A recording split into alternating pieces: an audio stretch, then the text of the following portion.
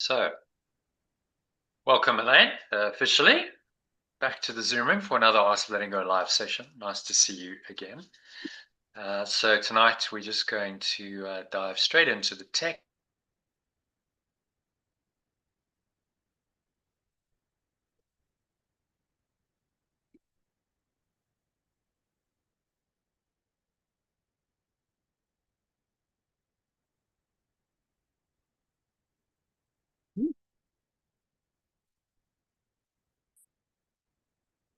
Plenty of audio. Oh, I lost you for a moment there. You froze. Yeah, sorry, it's just my. No. I'm live on YouTube. All good. Yeah. So, just going to share my screen with you.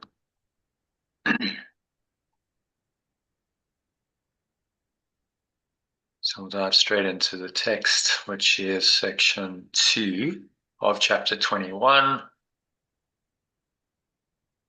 Titled The Responsibility for Sight. It is, I think, 13 paragraphs, if I remember right. Yeah, so quite a long one. So, yeah, it'll probably take us a couple of hours, but I guess that's what we're going to do in the session tonight. If we have time for the lesson, it's just a review lesson, so maybe we could do 20 minutes at the end with quickly discussing it and meditating on it. But let's see how we go. Are you okay till say 9? About 9 o'clock, yeah, till 9 o'clock, and then that's yeah. Yeah. Okay. So let's have a read of this then. Shall I read the original and you read the alternative sentence by sentence as we normally do? Yeah. Okay. So we have repeated how little is asked of you to learn this course. I have repeated how little is asked of me to learn this course. So we need to make Can you that. make it a little bit bigger, just a little. Yeah, sure. Yeshua is repeated. See what that needs to be. So what are we doing? View. That's what we want. View. Can we view? View. Zoom. Let's go 130%. Is that okay? Yeah, that's good. Okay, number 2. Here's the same small willingness you need to have your whole relationship transformed to joy. The little gift you offer to the Holy Spirit for which He gives you everything. The very little on which salvation rests. The tiny change of mind by which the crucifixion is changed to resurrection. Long sentence. It is the same small willingness I need to have my whole relationship transformed to joy. The little gift I offer to the remembrance of perfect love, for which it gives me everything. The very little on which awakening rests, the tiny change of mind by which the crucifixion is changed to resurrection. Okay, so number 3. And being true, it is so simple that it cannot fail to be completely understood. And being true, it is so simple that it cannot fail to be completely understood. So I'm going to change that to active rather than passive tense. I cannot fail to completely understand it. Makes it much more personal, doesn't it? Mm-hmm. I cannot fail to completely understand it because it is so simple. Rejected, yes, but not ambiguous. Rejected, yes, but not ambiguous. And if you choose against it now, it will not be because it is obscure, but rather that this little cost seemed in your judgment to be too much to pay for peace. And if I choose against it now, it will not be because it is obscure, only rather that this little cost seemed, in my judgment, to be too much to pay for peace. And from the top, Yeshua has repeated how little is asked of me to learn this course. It is the same small willingness I need to have my whole relationship transformed to joy, the little gift I offer to the remembrance of perfect love for which it gives me everything, the very little on which awakening rests, the tiny change of mind by which the crucifixion is changed to resurrection. And being true, it is so simple that I cannot fail to completely understand it. Rejected, yes, but not ambiguous. And if I choose against it now, it will not be because it is obscure, but rather that this little cost seemed, in my judgment, to be too much to pay for peace. So it's just saying about Yeshua's repeating that how little is asked of us to do this course. Just a small willingness is needed to transform joy to the remembrance of perfect love, in which it gives everything. So that very little is which will awaken, where awakening rests, and the tiny change of mind. Yeah, it's then going into this crucifixion is changed to resurrection. So it's just what he's saying is this is just a shift in a change in mind. So, oh, well, you got to change the world, and the world is incapable of change because there's all these entrenched systems and structures and governments, and change the world. You just need to change your mind, and you're quite capable of doing that at any moment. Yeah.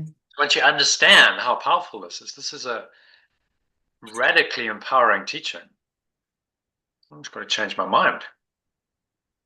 I can't change what's happening in the world, but I can change my mind about it. So I can change how I interpret it, how I perceive it, and I can do that at any moment that I choose to.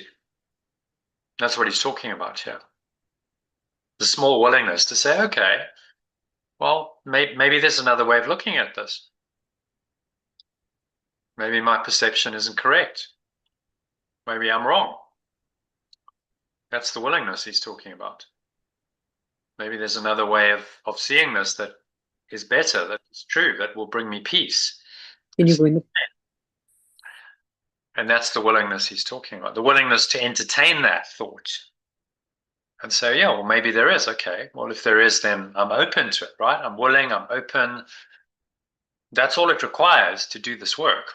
It's not actually very much. That's what he's trying to tell us. This isn't a great deal to start. As you get more into it, yeah, the willingness needs to become more firm, more committed. You become more disciplined with your willingness. But initially, it's okay. I'm open to the idea that I could be completely wrong about everything. And the ego, of course, is not open to that idea. And most people, because they're governed by the ego, don't want to entertain that. No, I'm right. No, well, I'm right, but then are you happy? That's why it says, do you prefer to be right or happy? Because it's a choice between them. If you're right about your interpretation of the world, then you're never going to be happy. And he's making the point here that this is everything you need. Tiny change of mind. The crucifixion is changed to resurrection. You stop crucifying yourself. You resurrect your mind into its true state, and it's really actually very simple. I may reject it, but it's not ambiguous. And he says, I'm rejecting it not because it's obscure, but because I don't want to pay the price of sacrificing my separate self for peace. I think that price is too much to pay. And he's saying, well, think again. what does your separate self really offer you? What does it really give you that justifies the sacrificing of your peace continuously? If you really look at the equation, which is what he's asking us to do in this course, you'll see that it's just not worth it. It's not worth sacrificing your peace for anything, let alone the ego, which is so limited, so shabby, really. The more you Mm. see ego, it's just such a shabby It uh, is thought. thought it is. It just doesn't work. It's dysfunctional. It never gives you what you want. It's like, well, why would you value that? Why are you choosing that over the peace of God? Mm. But we all have to come to that realization ourselves at some point. I remember once when I was maybe 10 years ago, I was in South Africa at the time. Maybe not quite as much. I think it was when I was away in the COVID period, so 5, 6 years ago. And I was driving through the streets of Johannesburg, which is a big city, on my way somewhere, and I just the shabbiness of it all really struck me. Mm. It's like, oh, this is such a shabby place. That was about 8 years ago. It was when I was there in 2016, so going on Mm. for 10 years. Just the shabbiness of it, just like the streets are a mess, and there's Mm. litter everywhere, and no one really seems to care. And I remember that line in the course where he says, the ego has created a shabby world. Mm. It really struck home. I was like, yeah, well, why am I valuing this? This shabbiness that the ego has created, and it's trying to say that this is your home. All the shabbiness, all this rundown decay and degradation, and somehow as perfect sons of God, perfect loving awareness, we're supposed to find comfort and a home in the shabby environment. I mean, that's never going to work, is it? No. Because Well, it's also it's just unfair as well. You've got those very affluent, rich, that have got all the material wealth, and then, as you say, this where there's got nothing, as you say, shabby existence. yeah, So so it's poverty, just, but also the lack of care. I mean, you can go to poor places, and people still take care. They have some oh pride. yes, yes, yes, Okay, yes, it doesn't cost you anything to clean up litter, and yes, yes. but there's this kind of, well, I don't really care, so I'm just going to chuck my litter all It's over. yeah, It's not really my problem, and I don't really care how it looks, and I don't care that someone else has got to clean it up, and it's just a yeah. I know what you're saying. Yeah, yeah. Funny enough, yesterday we went for a bite to eat for Sunday dinner, and I parked the car in a very what you would call shabby area because I just realised I thought, God, I don't know if this car's going to be safe here because it was just windows broken, windows falling off, and the radio's blasting, mm, and there was litter all over the place. yeah, And I thought, gosh, what's happened here? mm, Very strange. It was just a small pocket of the area was just so mm. run down. And So what like you it is that's a mindset that takes hold of the inhabitants of that neighborhood. It's like, I don't care. It's whatever. yeah, I don't care. I'll just chuck my litter. I'll leave the window broken. I won't get it fixed. I'll leave the graffiti on the wall because who cares? And mm, if you allow that, then that creeps. What they did in New York was quite interesting because New York was really, really shabby and run down in mm, the early 90s. And a new mayor came in called Rudy Giuliani, I think was his name. And he said, right, we have a policy of zero tolerance. So if there is a graffiti, the graffiti gets cleaned the next day. If there's a window smashed, the window gets fixed the next day. mm, Right? We find it, we fix it within a day. So it's not allowed to like, okay, well, so sooner or later the graffiti artists give up, right? Every time I do the graffiti, it's wiped off. Okay, I'll try again the next night. It's gone the next day. Okay, well, I'm going to move to another neighborhood. I'm going to go somewhere else. mm. And then they did that citywide. Said, right, zero tolerance for the little things. Interesting. Wasn't like, okay, we need to target homicides and rape and stealing and, big crime. They said, no, let's start with the little stuff because that's quite easy to deal with, right? It's a broken window. It's graffiti. It's litter. And people go, well, what does that really matter? But it does matter Because the more an area looks like that, the more people go, okay, well, if litter's okay and a broken window's okay, maybe it's also okay to steal or to deal drugs or do whatever. Because clearly this isn't really a monitored area. Clearly you can get away with delinquent behavior because the evidence of that delinquency is all around you, isn't it? Mm-hmm. Mm-hmm. That's the way they cleaned it up. They said zero tolerance. You start changing it from those little things, and then the delinquents sort of move off, or maybe the delinquents start changing their behavior. Interesting, because it's no longer acceptable, and you're going to get caught. There's police on the beat. There was another thing he did. Okay, so there's cops on the beat, and they are looking, they're watching. They go to these areas. They don't just sit in police stations. They're out and they're watching. And if they're watching and they see you as a young delinquent teenager doing something, they're gonna arrest you. So now you're going to be a little bit more wary, aren't you? You're going to be like, okay, well, I can't just get away from it because there might be a cop who comes, as I'm busy doing my graffiti or as I'm smashing the window, or as I'm trying to break the car window to steal a radio. I could get caught because there's someone monitoring it, and they turned it around. They turned within 10 years. A lot of those rundown areas started to regenerate, and then they put money in it, and it's just a mindset. It's saying, no to those little things. That's not an acceptable standard anymore. Mm-hmm. So it sounds like in that neighborhood, you need someone to say, right, we need to, apply this zero tolerance. We're going to start cleaning it up.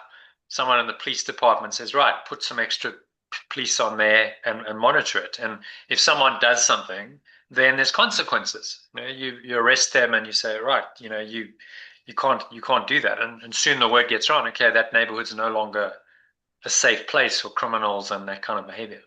Mm. Um, It was a funny sort of area because there was a couple of houses that looked really done up, and then there was all this squalor. It was odd. And then there was a family that was sitting outside that the only thing I could describe as they were just a little bit simple. I don't know if without being rude, but yeah, they just didn't look all there. yeah, It yeah, was out like a funny movie. yeah, yeah. Yeah, their garden was just so scruffy, and there was just a load of kids, and this mother just sitting there. Mm, I don't know, just had the most strange sort of. It was like mm, something out of a movie. yeah. Mm. Yeah. Well, it is a movie. The truth is, Well, yes, of a real course. life Yeah. movie of the world.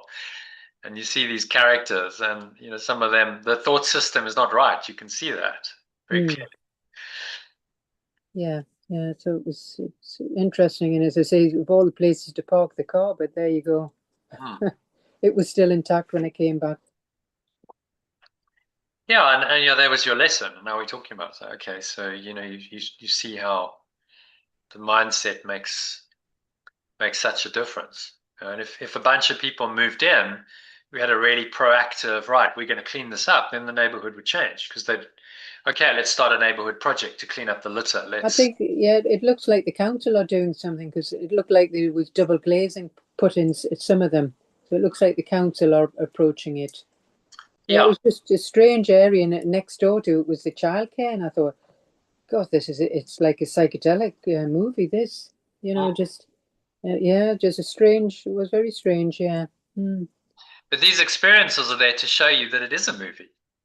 Yeah, yeah. Well, it's Almost, certainly that. Certainly felt like a movie. Yes, almost certainly. it's a bit surreal. It's a bit like a movie. Yeah, Mm. Yeah, so it's going on here. When you have those experiences, because it's out of the ordinary. That's trying to show you, look, yeah, oh, so in a yeah, dream. This is just it's another dream, but this one's yes. the characters in the dream, and none of it's really true. Mm. And it's all Yeah. a bit weird and surreal, and almost unbelievable, like you're on a movie set almost. Except the characters in this world are called real. The family sitting there, kind of you're going, "Are these people really real?" But in our world, they're considered real. Okay, these are real people, but actually they're just characters. They're playing out a programmed script, and the more programmed you are by the ego, the more kind of like that you become, or more like a zombie you become. Mm. Because where's your true mind? Where's your true free will? It's been repressed by this egoic program, and then you just run the program. So where's the free will? Are those people really free? No, they're just slaves to the ego. Yeah.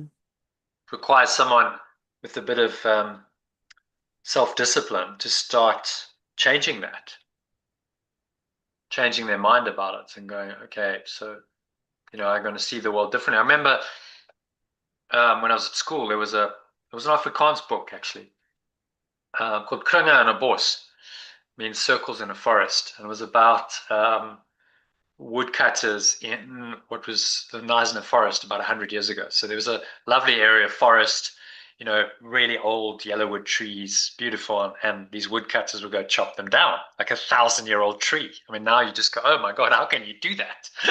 How can you chop down 1,000-year-old tree? It's like sacrilege. Mm, Today we understand that, but in those days, it was like, no, well, you need wood, so you go chop down the tree, and then that is sold for furniture, and you make a living, and that's quite okay.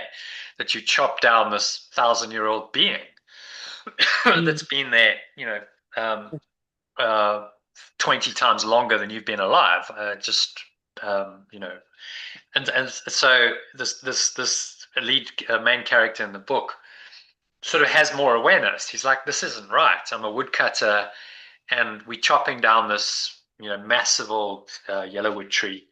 It's a tree, and he can feel its pain. It takes him 7 days to chop down, and he mm, can feel the thing in agony, right? Because every time it's hurting it, and he can feel its kind of death throes, and he's going, "Oh, this is just horrible."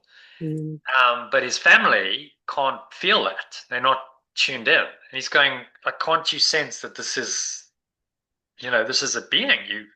He's trying to explain it to them, and they're just going, "What are you talking about? This is a tree, and this is what we do. We chop down trees for a living. Like, are you some kind of weird?" So then they think he's the weirdo, when mm, actually he's more tapped in to this intuitive, empathetic level, and is able to then understand that there's a being here. This tree is alive, and you're killing it, and that's not right. Um, and so the story is about that dynamic and about how he's the outsider in this quite simple community. They weren't very smart, educated people. They were just simple woodcutters, and this is what they did. And but then along comes someone in that environment who suddenly sees something different, and is then seen as an outsider, a difficult, and why you. But actually, he's just got a different perspective, and he goes, "This isn't right. You can't kill a living being like this, even though this is how they make their money, how they survive by selling the wood that they cut down. It's not right." And he understood that. So I can't remember actually how the story finished, but I just remember very poignantly. It really struck me. It's like you're listening to the agony of the tree, because mm, the tree is a living being, and you're killing it slowly. mm, It must be, we think they don't have feelings, but how do we know?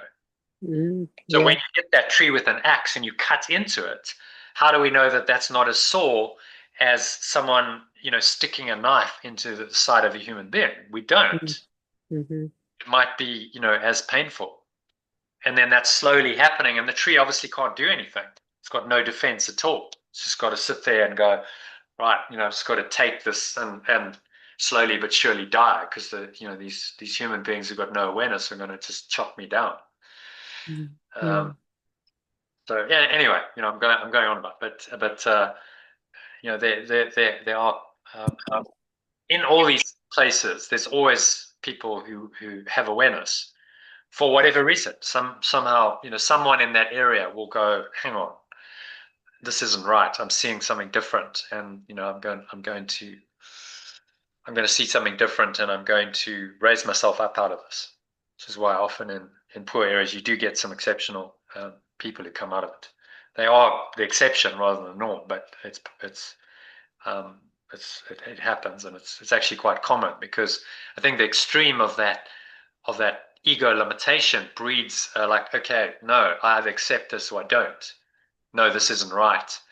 I'm going to do something about it and try and change it, or often they leave. They just leave the area. They say, I've got to go somewhere else, because this environment is too negative and too depressing.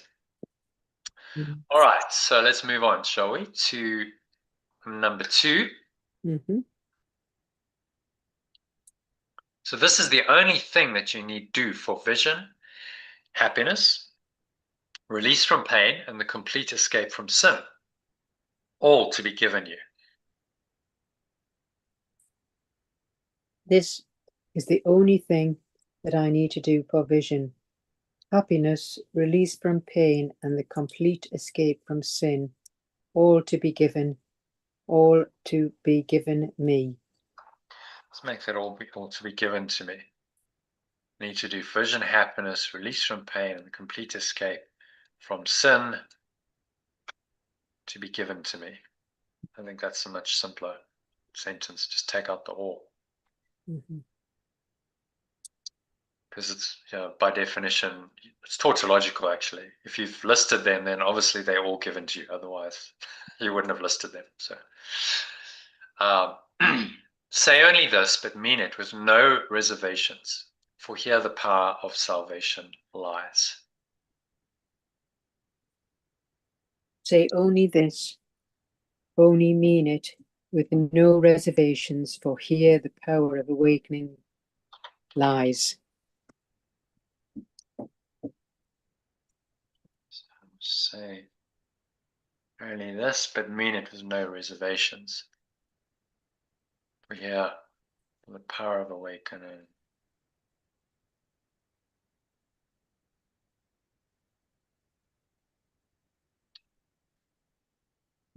I am responsible for what I see. I'll read the whole thing. I choose the feelings I experience, and I decide upon the goal I would achieve. And everything that seems to happen to me, I ask for and receive as I have asked. I am responsible for what I see. I choose the feelings I experience, and I decide upon the goal I would achieve.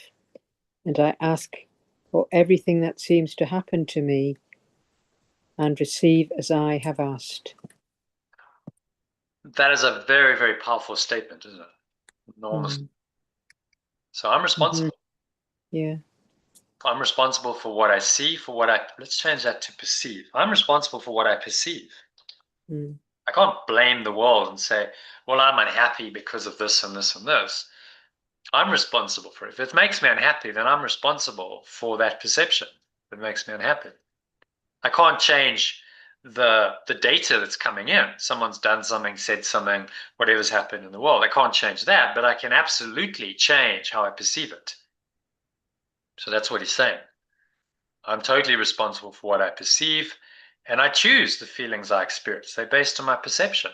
My perception is wrong, then I'm gonna be having negative feelings that negate the truth of perfect love and joy. And I decide upon the goal I would achieve. So make that I want. Right? So do I want to achieve a goal that's impossible, which is to make myself happy in the world based on outside circumstances? Outside circumstances must all align for me to be happy. When you say it like that, it's like obviously that's never going to work. Impossible, yeah. Possible. You never outside circumstances are never going to be so perfect that you're happy. There's always going to be things wrong. Duality, yeah. If you haven't learned that by now, then you haven't really learned much in life. There's always something wrong. There's always a problem. There's usually multiple problems on the go on many levels. There's problems in your personal life. There's problems in the world, societal problems. There's economic problems. There's climate problems. There's a problem with the whole world, right? We're burning up the world. There's all these problems on multiple levels. If you wait to be happy for all those problems to be solved, you will never, ever be happy or peaceful. And of course, that's exactly the way the ego set it up. That's exactly what it wants you to be, is not happy because this and this and this and this is wrong. And if you happen to solve one of those problems, it'll very quickly give you another one. If you hadn't noticed. That's how it works. So this is saying, well, let's wake up and smell the coffee and realize what's really going on and accept the responsibility that, yes, I'm responsible for what I perceive. And I'm the only one who's responsible. I can't blame anyone else. If I'm unhappy, it's because I chose to be unhappy. because I chose to experience those feelings rather than experiencing love and peace and joy. Well, why would I make such a stupid decision if it's a choice? Well, obviously you wouldn't if you realize it's a choice. That's why he's educating us, saying this is a choice. You are responsible. You choose the feelings you experience. You decide upon the goal you want to achieve. And you, in fact, ask for everything that seems to happen and receive as you've asked. So ego doesn't like this at all. He was like, all right, no, I'm the victim. Someone did it to me. The world did it to me. I didn't ask for that. In fact, I wanted something completely opposite, but on a level you did. Otherwise, it wouldn't have happened. So it's not what we consciously ask for. Oh, everyone, well, I'd like to have lots of money and I'd like to have my ideal partner and I'd like to have the best job in the world or a business. And, on the level of form, they say that's what I want. But underneath that, on a deeper level, they actually want what matches their ego. And the ego says, well, I believe in that I'm unworthy, that I'm lacking, that the world is a cruel, unfair place, and that gives me a sense of identity. So actually, what I really want is for the world to be a cruel, unfair place, and to be a place where I'm shown that actually this victim identity is true. And so then we ask for these circumstances, we ask for the difficulties and the pain and the suffering because it triggers the ego. And then we go, well, look, I'm right.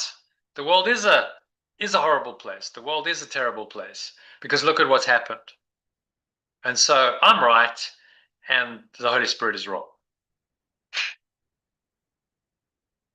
And so I get to keep my separate identity over the truth of who I am. And I get to remain as a separate self. And that's the payoff the ego offers you. Except that you're going to be miserable, you're going to be unhappy, you're going to be prone to sickness and suffering and pain and ultimately death.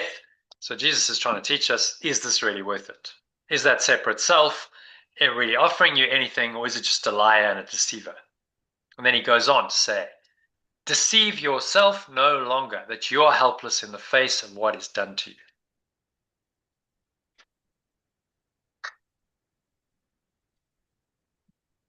Elaine, if you can read that. Oh, yeah. Yes. I will deceive myself no longer that I am helpless in the face of what is done to me. Acknowledge. Oh, sorry. Yes. But acknowledge that you've been mistaken, and all effects of your mistakes will disappear. So give me a chance to edit this. I only need to acknowledge. Maybe accept might be better. I only need to accept. It's an acceptance, isn't it? Yeah, okay, I've been mistaken about everything. And all effects of my mistakes will disappear. That's the start. The start is, okay, maybe it's all a mistake. Maybe I've been mistaken all along. And so I'm open then to correction of my mistake. But if I don't even recognize that I've made a mistake and I continue to make those mistakes, I can never correct them, can I? Because I'm not even open to looking at the fact that they're a mistake. And this is where people get stuck. So just, read number 7, then we'll discuss the whole paragraph. I only need to accept that I have been mistaken and all effects of my mistakes will disappear. Yeah. So it's not quite, this acceptance can take a long time. I only need to, but if you truly accept it, that really you've just made a gigantic mistake in even being here, in being human. Coming into a human life, being born, going through all these experiences is one big mistake. The acceptance of that, the full acceptance of that, is the release from your mistakes because you now see them for what they are. Okay, none of these really mean anything. None of them bind me. None of them have any power over me because it's just a mistaken thought system that I've believed in, which I can now choose to let go of. I don't have to believe it anymore. Even though the world believes in it, the majority of people in the world believe in it, society is based on the mistake. I don't have to buy into that. And so the awakening beings of the world never conform to the societal norms because society is mistaken. And they say, well, they highlight it, they point it out. They say, you're mistaken, you're all asleep, which usually doesn't go down too well with those who want to be mistaken. Hence, the likes of Yeshua, and we talked about Martin Luther King Jr. and Gandhi and so on. These great minds who see that society is mistaken and they point it out are seldom welcomed by those who are mistaken. They're usually seen as an enemy, and in all of those three cases, they were killed by someone who went, right, well, we don't like the message, so we'll just kill the messenger, and we'll cling to the mistake instead. But somehow, because truth is true, history shows that they weren't mistaken. They were actually correct, and they are then seen as the great men who stood for truth in the face of these mistakes. And that's in fact the only way that society moves forward, is if people like them come in and say, hang on, we're all asleep, we're all mistaken. Let's see it differently, and tries to help other people to see it in the same way as they do. And those are the teachers of God. Okay, so maybe just read it again, read the whole thing again. Any other comments you want to make? Yeah. This is the only thing that I need to do for vision. Happiness, release from pain, and the complete escape from sin to be given to me. I must say only this, but mean it with no reservations, for the power of awakening lies here. I am responsible for what I perceive. I choose the feelings I experience, and I decide upon the goal I want to achieve. And I ask for everything that seems to happen to me, and receive as I have asked. I will deceive myself no longer that I am helpless in the face of what is done to me. I only need to accept that I have been mistaken, and all effects of my mistakes will disappear. So it's just giving us an outline of what we need to do to find happiness and vision, and release us from the pain and escape from the sin.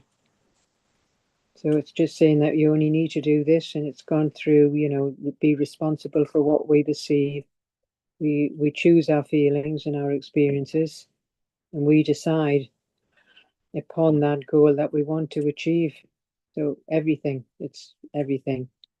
So we ask for everything that seems to happen and receive as we have asked. And this is a single thing in every spiritual path or practice. This is really all you have to do to start awakening. And to take it to awaken to its full extent, you just have to say, I'm responsible. I'm 100% responsible for everything I experience, because I'm always interpreting whatever my senses are telling me. My perception is based on my interpretation, not on the raw data that's coming in. I told you about that movie that I saw once with a friend. It was the same scene we saw, and we had completely different interpretations of the scene. He I thought the remember guy saying, was being a complete arsehole, and was really kind of being snide and cynical and condemning. And I went, no, he's actually being empathetic. He's understanding the emotional turmoil that this character's gone through, and he's giving a kind of sign of, okay, I understand, what you've gone through. Same scene, exactly the same visual things are being perceived. We're sitting right next to each other. There's no difference in what's coming in. Same visual input, same auditory input, but how we interpreted it was very, very different. And that was my first lesson in understanding this stuff, going, wow, like, why did he interpret it in that way and I interpret it in this way? And then unsurprisingly, we fell out when we moved in together, and we went into digs together after 3 years, and we were actually living together. It was like, well, clearly you're thinking very differently to me. We're not on the same page here. and then there's conflict. That was, should have been a warning sign. Well, it sort of was, but I was like, okay, well, it's just a movie, but it was fundamentally a different thought system. The way he perceived it was Mm. based on an egoic thought system, based on sin and guilt and condemnation. And because that was in his own mind, he perceived that this is what the guy was doing, the character in the movie. Because you see not what is really happening, you see as you are. You see a reflection of your own self-concept in the world. That's what this is teaching us. And I had a more, even then I wasn't into the course, but I had a more kind of expanded, I was starting to get into personal growth. Well, I actually not starting, I'd been into it for about 10 years at that point, and sort of moving in a more spiritual direction. And something in me was like, no, it's not condemnation. He's understanding.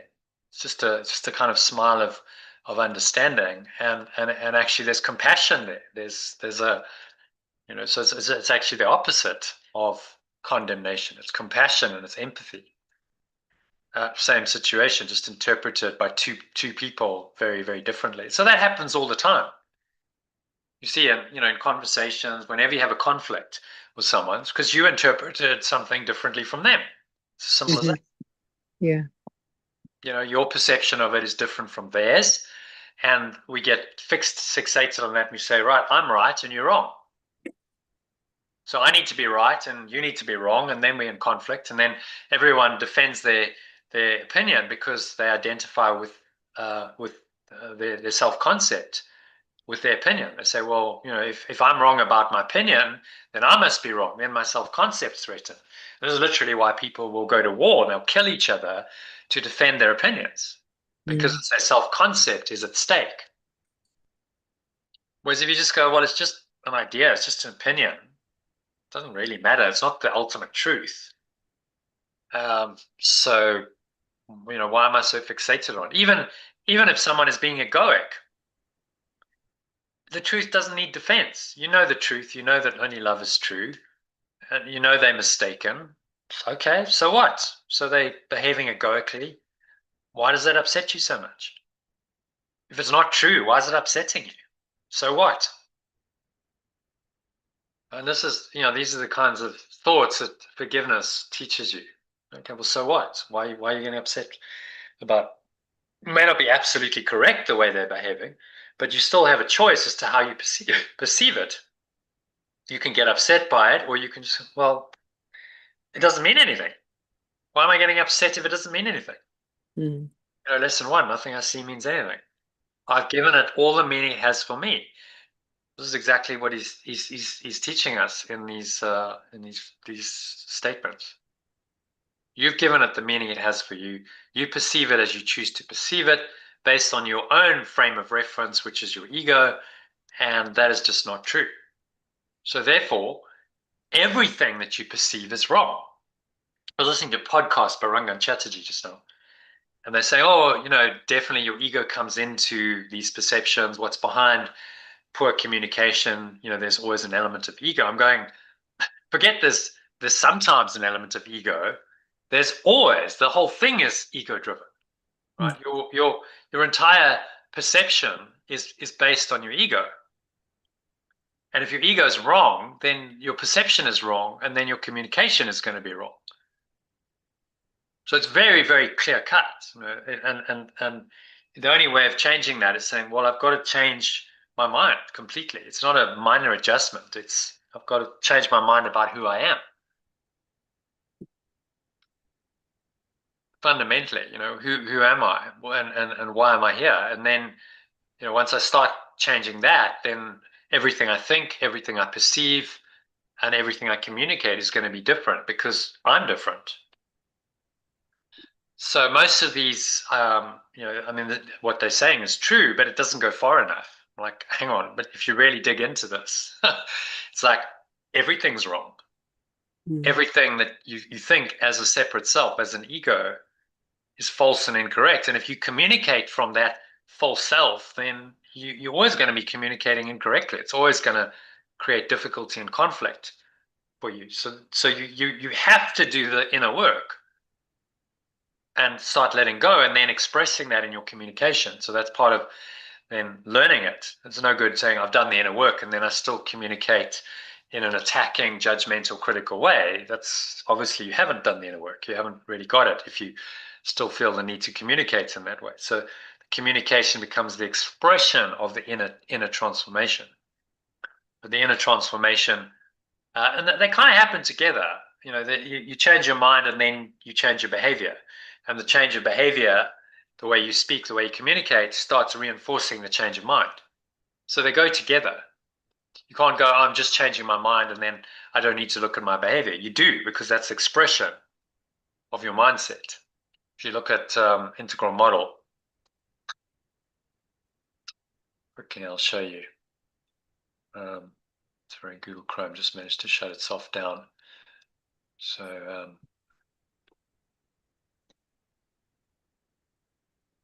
let's just restore and let's get into there. Put it up. No, we don't. Okay.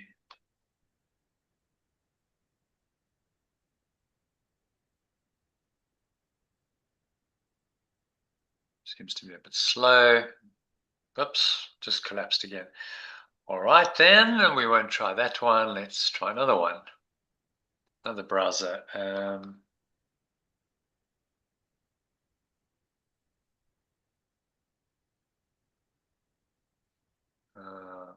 That this one doesn't bring it up automatically, which is a bit annoying.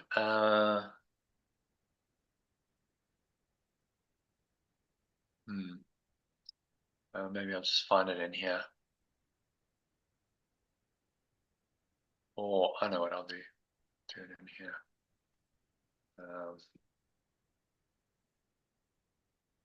This won't restore the pages. Let's do this. Don't restore, and we'll just go. There we go. That's what I want.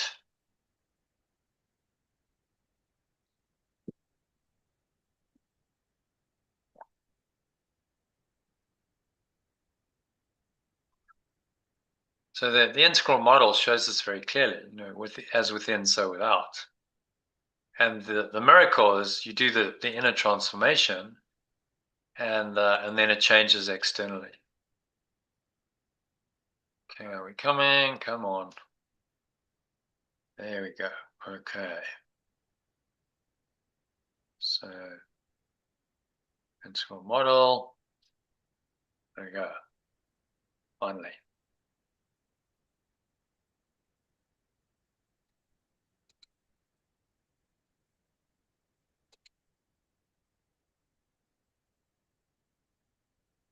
Maybe not finally. There we go.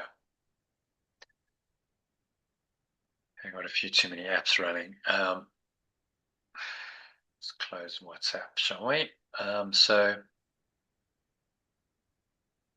this is really about saying change the inner world, thoughts, emotions, memories, states of mind, perceptions, and then how you perceive the external world, which is being shown to you by your physical senses, what you see, what you hear, feel, touch, taste.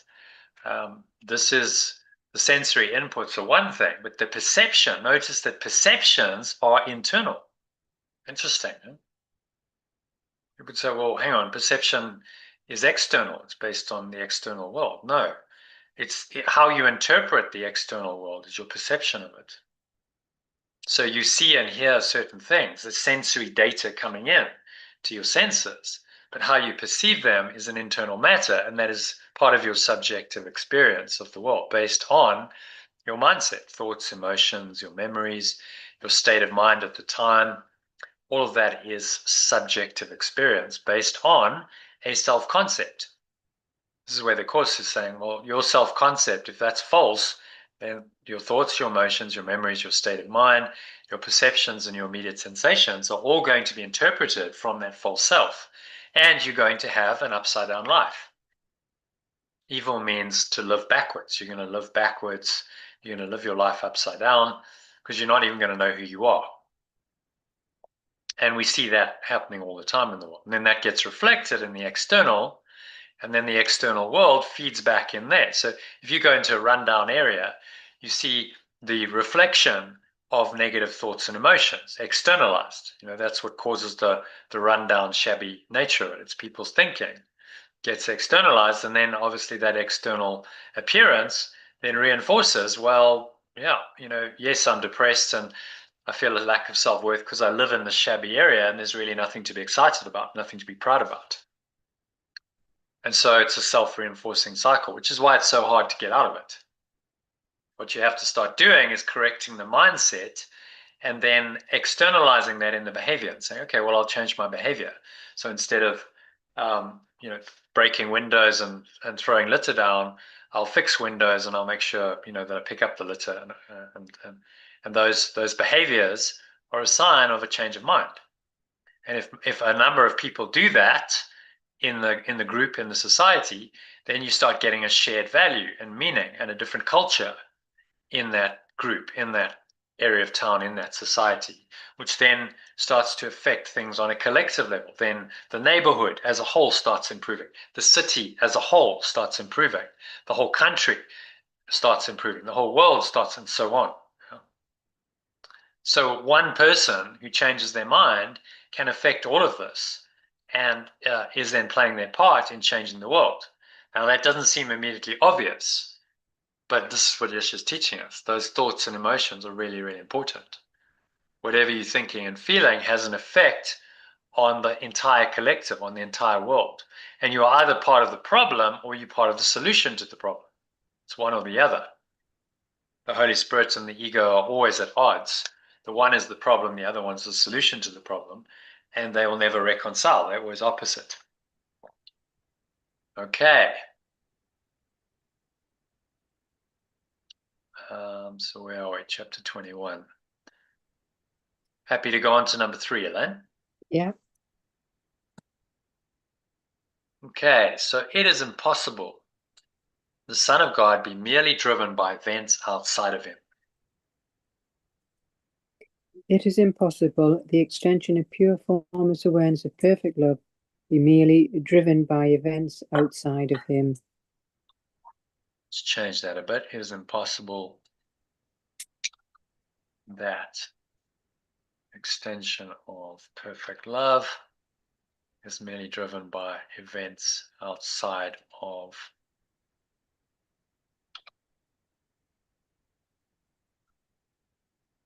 I need to make that extensions then. That's what the extensions of perfect love are merely driven by events outside of them. Okay. It is impossible that happenings that come to him were not his choice.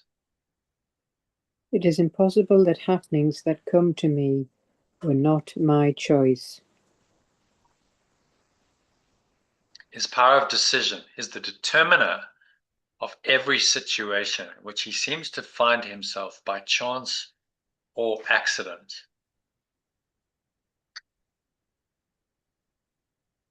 Sorry, scroll down. Yeah. My power of decision is the determiner of every situation in which I seem to find myself by chance or accident. No accident nor chance is possible within the universe as God created it, outside of which is nothing. No accident nor chance is possible within the universe as pure formless awareness of perfect love extended it, outside of which is nothing. Yeah, so extends it. So in this instance, the word universe can be misinterpreted. People will generally think of it as the physical universe. But actually, what he's meaning is another universal reality. What he's meaning is heaven, is the truth. Reality with a capital R, which is why in the translation here, I capitalize universe. Within the universe, as pure formless awareness of perfect love extends it, it's capitalized because what we're talking about is what Ken Wapnick would call level 1. It's this pure formless awareness of perfect love that is separate and distinct from anything that is separate from that. So you see it here. Where are we? The Holy Trinity. This is level 1. This is the universe. I don't think I actually have it here as a term, but we just ran out of space. But universe is part of this, right? Universe with a capital U is level 1, true reality, beyond time and space, beyond the universe with a small u of time and space, which exists at level 2. So it's important to make that distinction. Very important to make that distinction. And that's why the capitalization is so important. Yeah. If you make it small, that's indicating that it's level 2, when in fact it's level 1. In context, yeah, would you agree that should be a capital U because it's as God created it, God with a capital G. So in the diagram, it sits here. This would be there. I actually do have universe. Sorry, I included it. So knowledge universe with a capital U is the same, whichever term you use: knowledge, universe, truth, oneness, love, pure formless awareness of perfect love, source, spirit, life, reality, essence, being. It's all pointing to the same absolute reality. That's what it means. So why the translation, I think, is important, because I think they made quite a few errors, particularly with things like the capitalization. You can imagine. I mean, I know, like you're falling asleep, and you can imagine editing this thing. So Helen and Ken, I think, did it, and they would probably spend hours, and you get tired, it gets late, and you're just like zoning out. Yeah.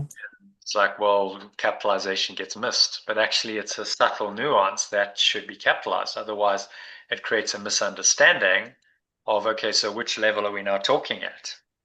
And you get level confusion. Then people go, but the Course is saying God created the universe.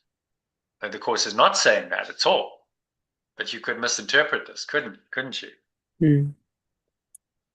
Which is why the translation is particularly if you don't understand this and something doesn't make sense, go to the translated, the alternative version, because it's likely to explain it.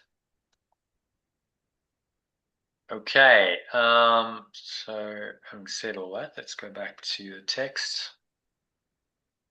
Let's look at number 5. Suffer and you decide sin was your goal. Suffer and I decided sin was my goal. So let's say if I suffer,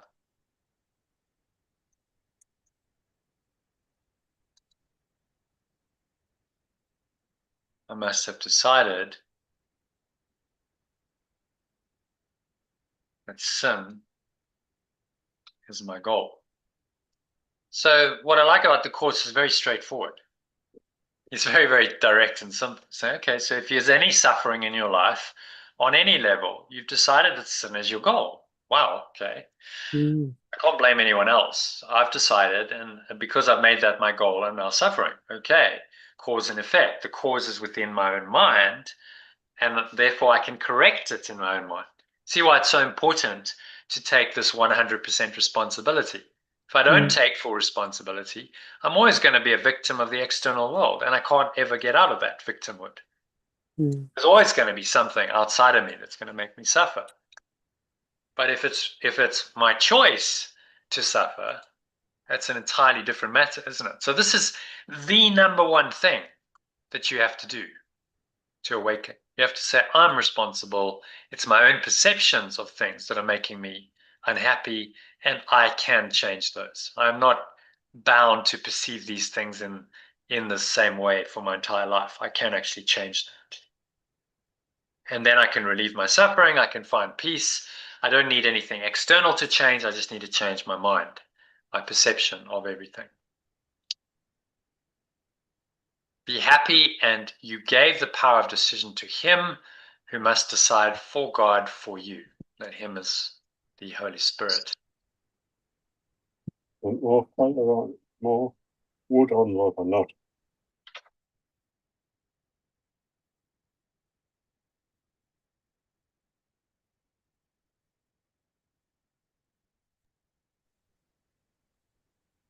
Okay, Len, do you want to read that?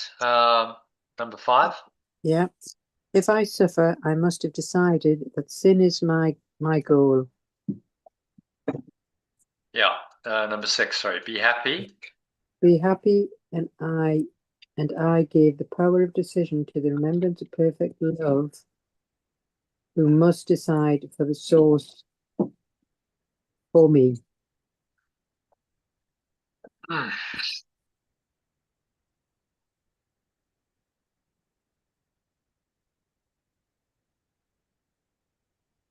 Say which. So I'm changing the who to which because the Holy Spirit isn't actually an entity.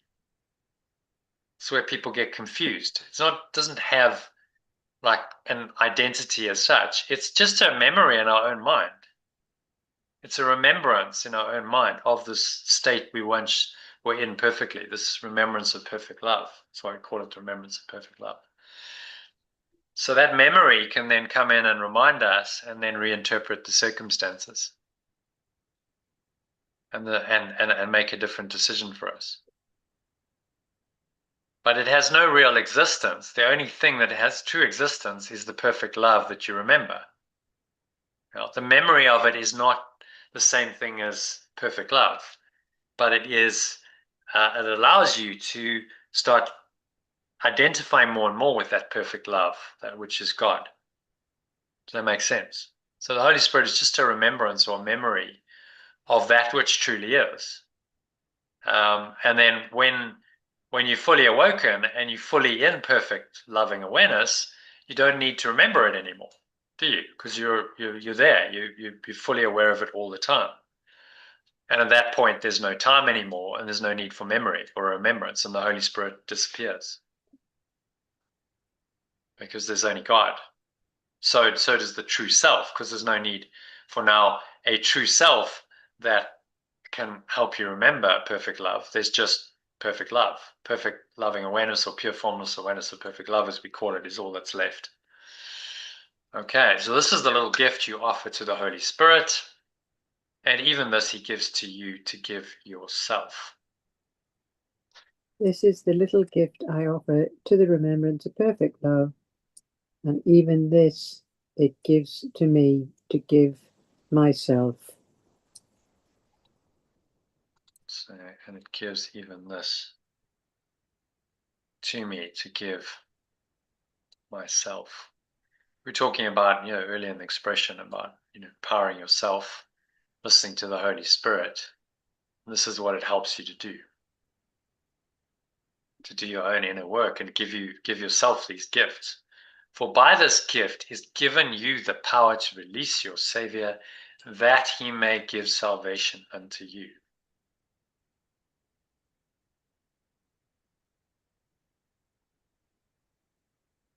Sorry, so now reading number 8. Just change this around. Give me a moment. It needs a bit Yeah. of editing. For the power to release my Savior, we'll call that awakener. The power to release my awakener.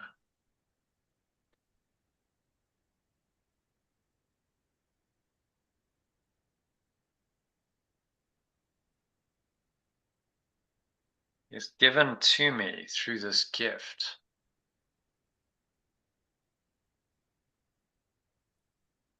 So that it's the awakener, they may give awakening unto me. Well, much simpler just to say, so that they may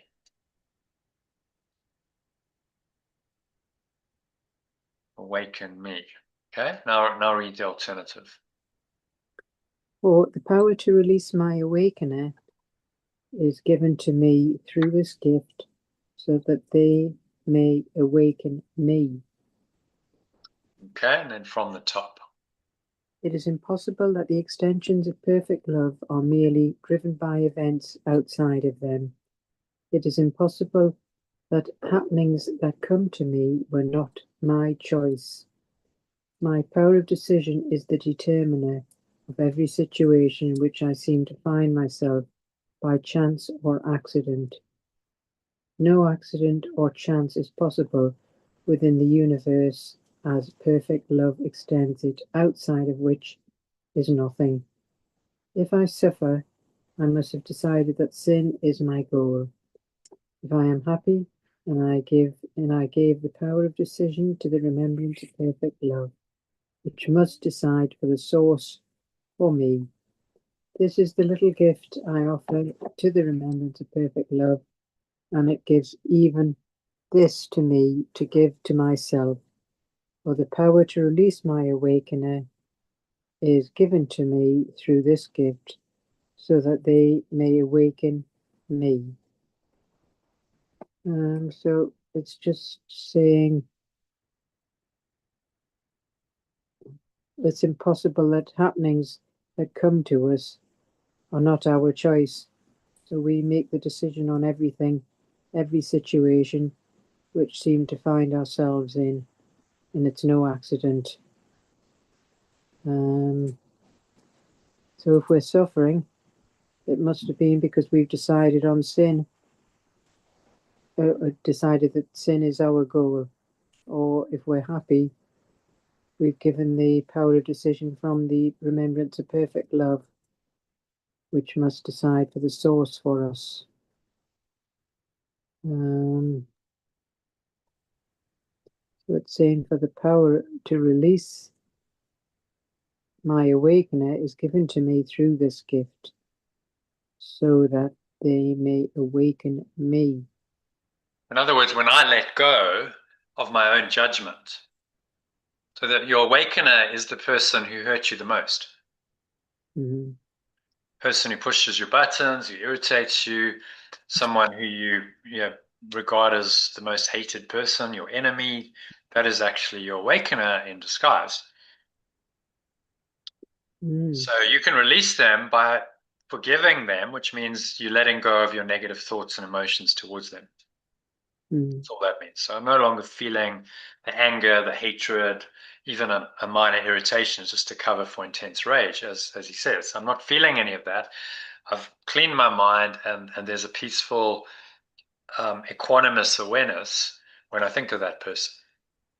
In fact, I can be grateful for what they did, because what it did was it forced me to confront those dark thoughts and emotions, look at them, realize that this is just my own self-concept coming up, and that I need to release those so that they may awaken me. Yeah. So you let go of your negative thoughts and emotions towards them, which is releasing them, and then by letting go of those negative thoughts and emotions, you are awakened. Because when there's no negativity anymore, what's left is your true awareness.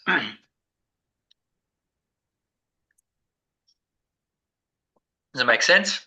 Yes, it does. So it's actually so simple. As he says, the lesson is so not rocket science. It's really, really simple.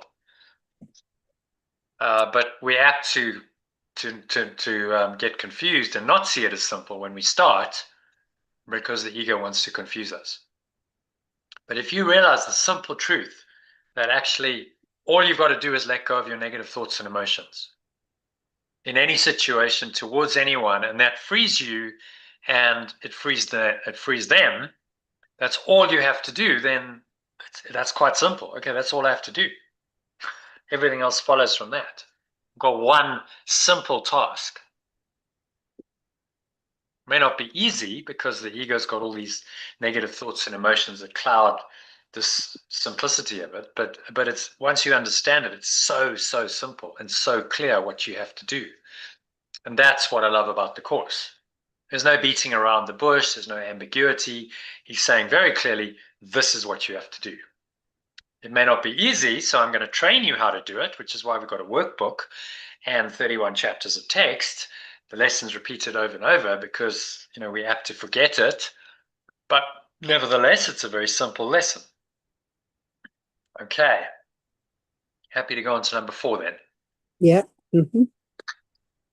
So begrudge not then this little offering. Begrudge not then this little offering.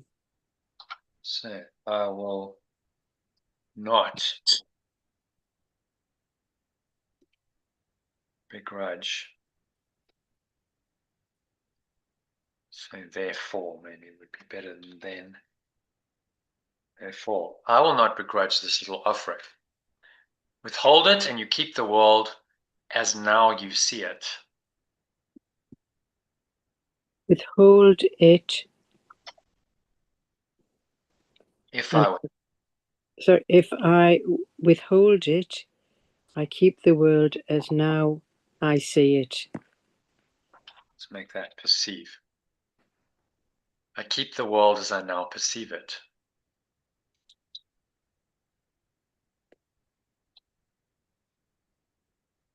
So we keep this dysfunctional, painful, suffering world there because that's the way we choose to perceive it. When you understand that, you're like, wow, like I've kept myself in this prison my entire life because it's not the outside world that's the problem, it's my perception of it that's the problem. Mm. Give it away, and everything I see, give it away, and everything you see goes with it. So let's change that to let it go Mm-hmm. rather than give it away. That's what he means. If I let it go,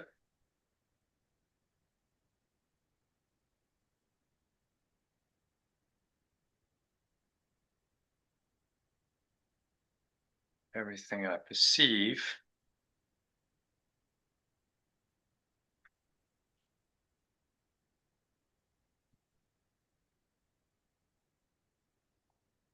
will go with it.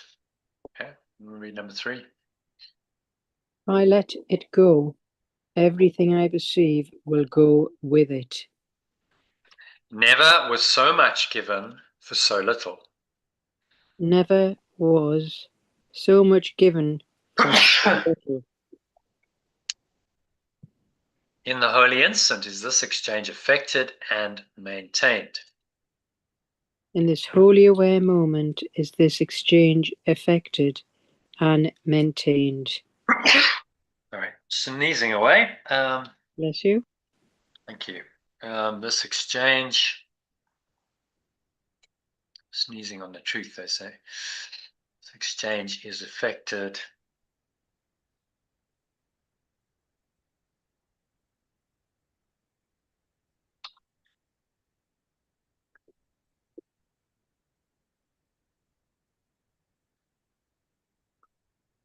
this exchange is made, maybe. This exchange is made and exchange comes into effect.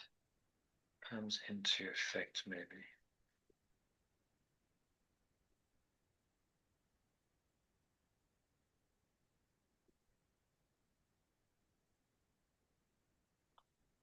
And is maintained in the holy aware moment, which is the holy instant. Here is the world you do not want brought to the one you do. Here is the world I do not want brought to the one I do. The world I do not want is brought to the one I do. Is brought to, is transformed into, maybe we should say. Brought to means transformed into the one I do. And here, the one you do is given you because you want it. And here the one you do is given me because I want it.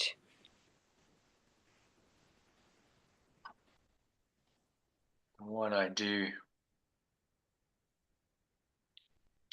is given to me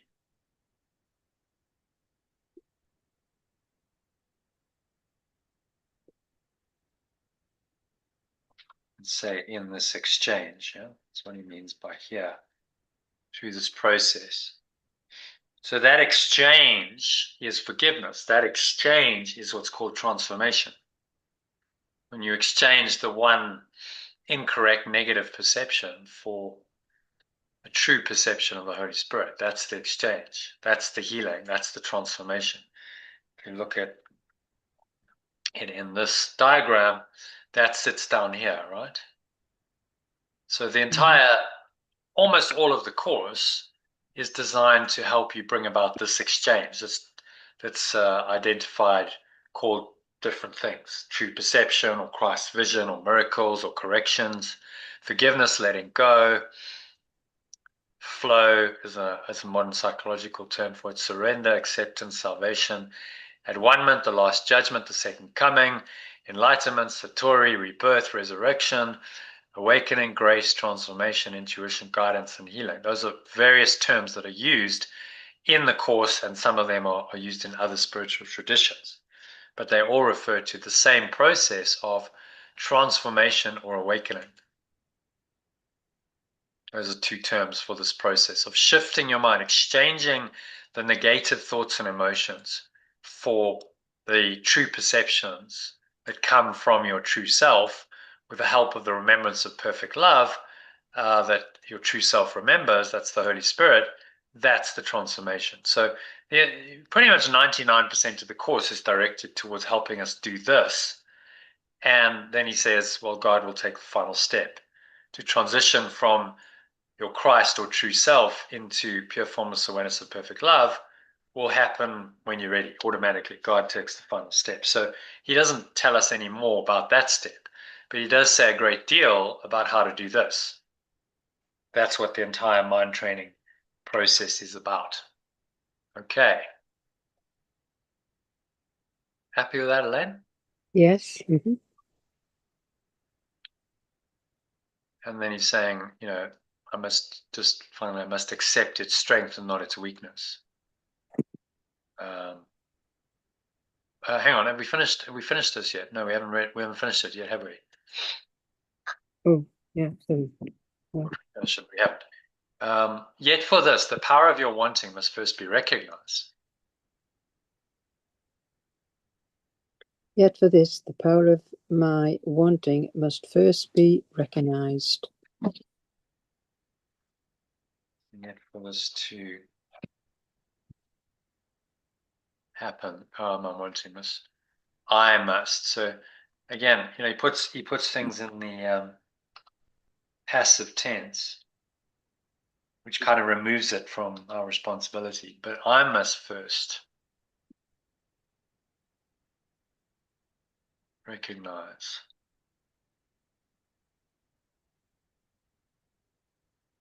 the power of my wanting.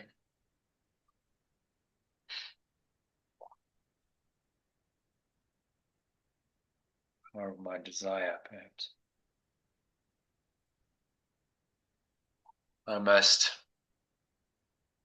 You must accept its strength and not its weakness.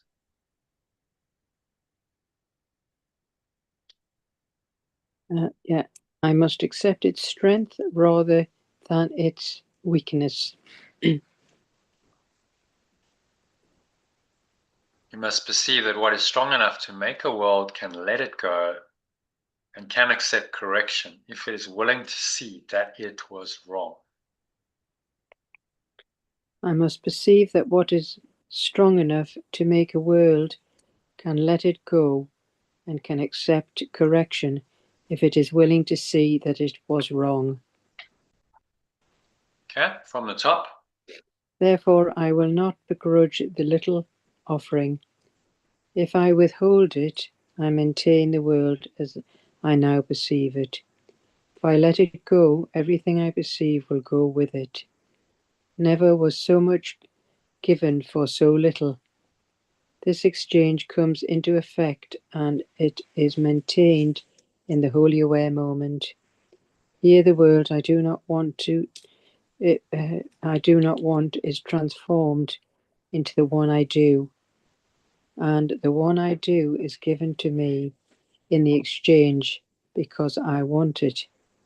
Yet for this to happen, I must first recognize the power of my desire. I must accept its strength rather than its weakness. I must perceive that what is strong enough to make a world can let it go and can accept correction if it is willing to see that it was wrong.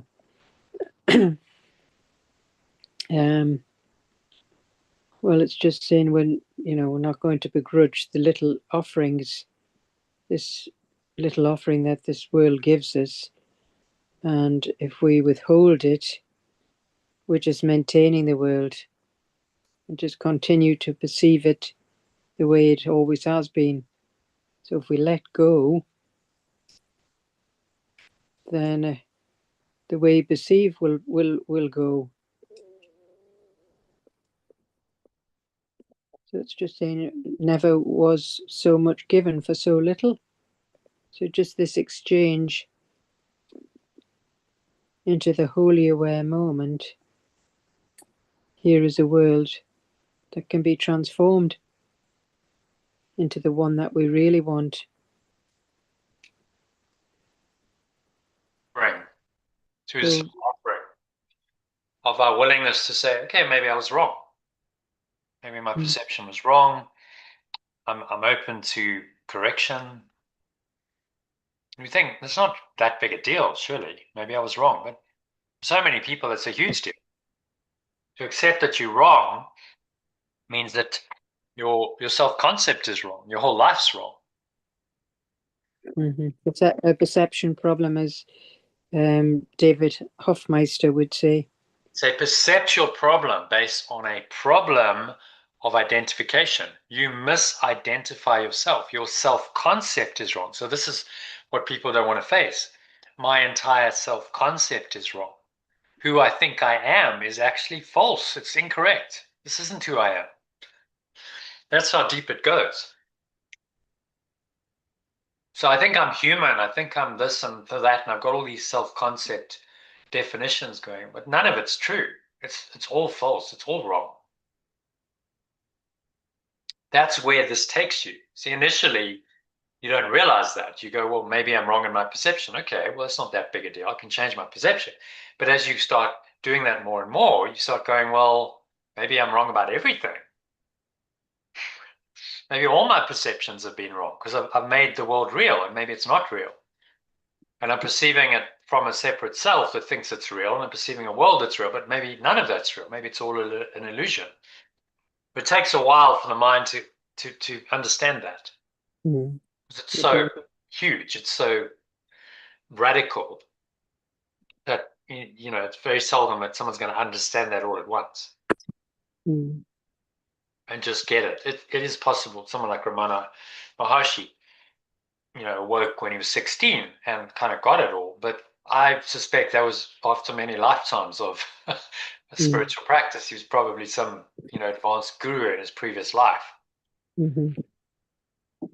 And then he comes back and it's like, okay, he's got one more lesson to learn, which he did at 16. And then, but that's pretty rare. For Mm. most of us, it's this ongoing lifelong journey Yes. of working through this stuff and, strengthening our willingness and realizing that, if I've made up the world from my incorrect wishes, then I can also change my mind about it. My mind has this enormous power to invent a whole false world. So then it also has the power to undo that world and also let it go and accept correction. If it is willing to see that it was wrong. We go back to here. We go to, where are we? I'm looking for, I think it's 19 actually. Just doing this from memory because I can't see the left-hand side. There we go, map of consciousness. David Hawkins' map of consciousness. Interestingly, in this context, what sits immediately below the level of courage, which is where you start shifting from negative to positive awareness and start climbing the ladder up to enlightenment. What's the level immediately below that? Right. Right. Because, as he says here, you have to be willing to accept that you are wrong. I'm going to change that C to accept. Willing to accept, that's what it is, isn't it? It's an acceptance. Okay, I've been wrong. And that requires humility. The proud can't do that. The proud say, no, I'm right. Even if I'm wrong, I have to be right because I'm defending my self-concept. That's pride. But truly humble, he who humbles himself will be made great. As Yeshua said, you humble yourself, well, then you can let go of this false self-concept and you can start climbing the ladder back up to the greatness that is this ineffable, pure state of awareness, pure consciousness, as it's called here, or pure formless awareness of perfect love, as we call it. That's true greatness. Greatness doesn't lie in, the ego's pride. Think of who epitomizes pride in the world at the moment. A good character to look at might be Donald Trump. Yes. Lots of pride, lots of arrogance. He thinks he understands the world. He's in charge. He's the boss. And, there's this big ego puffing itself up all the time, trying to be the man. And actually underneath that, he's a man who's out of his depth. I don't think he has the capacity for the role. He doesn't have the wisdom. He doesn't have the depth of understanding, the empathy, none of those skills, because it's all ego based. But can he admit that he's wrong? Say, I've actually been wrong my entire life. My whole life up to this point has been wrong. That's a pretty hard realization. And especially difficult if you've succeeded on the level of form. Well, on the level of form, he's a billionaire. He's made lots of money. He's had lots of women. He's now president of the most powerful country in the world. His ego's telling you, well, you got it all right. You're successful. You don't need to change. So the pride is enormous. And that's a huge barrier. That's why Jesus said when he asked, can a rich man go to heaven? He said, it is more difficult for a rich man to go to the heaven than for a camel to go through the eye of a needle. Trying to sort of indicate the impossibility of it. Although there's an interpretation of that the needle was a gate in Jerusalem and camels had to go down because it was too high. The camels to walk through, they had to get through it by crawling through on their knees. So in other words, you have to humble yourself in order to enter the gates of heaven, just like the camels had to go down. He who humbles himself will be made great. Okay, so happy with number 4. We'll move on. Yeah. 5. Oh, we're doing on time. We've got about 20 minutes if you want to go. We might not finish this, but anyway, we'll go until you say enough. So the world you see is but the idle witness that you were right. The world I see is only the idle witness that I was right. I think you can read this one on its own, and then let's speed things up because there's much to translate here. The witness is insane. I trained it in its testimony, and as it gave it back to me, I listened and convinced myself that what it saw was true. I did this to myself. See only this, and I will also see how circular the reasoning on which my seeing rests. This was not given me. This was my gift to me and to my companion. Be willing then to have it taken from him and be replaced with truth. And as I look upon the change in him, it will be given to me to see it in myself.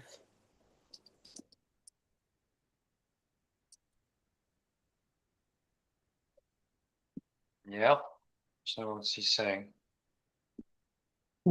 Just talking again about the world we perceive is only the idle witness that we were right, and we've trained it in its testimony as it gave it back to me. So we listened and convinced ourselves that what I perceived was true. So we've done it all to ourselves.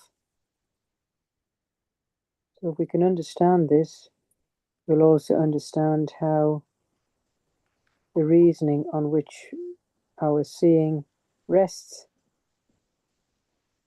It wasn't actually given to us. Mm, This was not forced on me. This is my it, gift to me and my companion. yeah. It's saying to be willing then to have it taken from him and be replaced with truth. Yeah. So I've done it to myself. This is a key realization. Because if it's happened to me and I'm the victim of a world that's beyond my control, then there's no way of changing it, is there? And I'm bound to suffer and die. Therefore, I am willing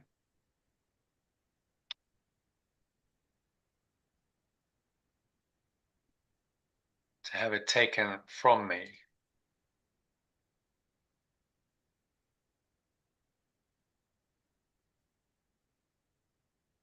I'm about to let it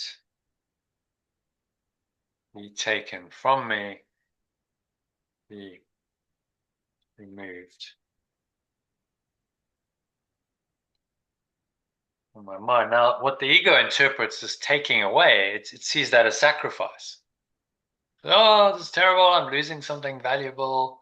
This is terrible. This is awful. And it resists and it clings and it holds on to its misperceptions and to its false identity in the process. And Jesus is saying, but just be willing to let all this go because it offers you nothing.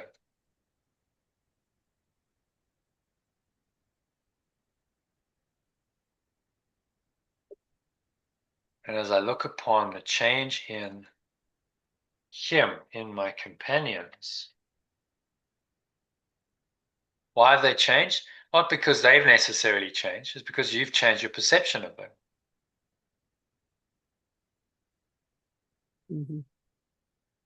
So someone, doesn't have to change at all. They could still be behaving in the same way, but you perceive the way they're behaving as differently.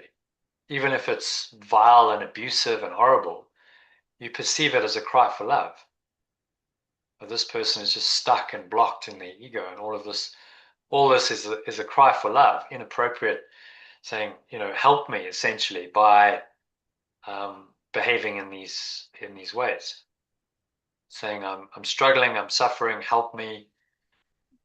It takes a lot of mind training to perceive abuse in that way, but it is possible.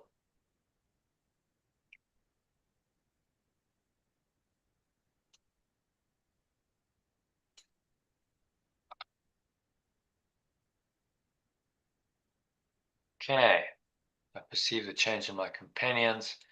I will perceive it in myself. So as I look out differently on the world, as I perceive, so I change myself. And this is really the key thing about the course. It's so brilliant in its analysis of the human mind. He's saying the only way you're going to awaken from this dream is if you do it inside out rather than outside in. You need to start changing your mind, and then that changes your behavior.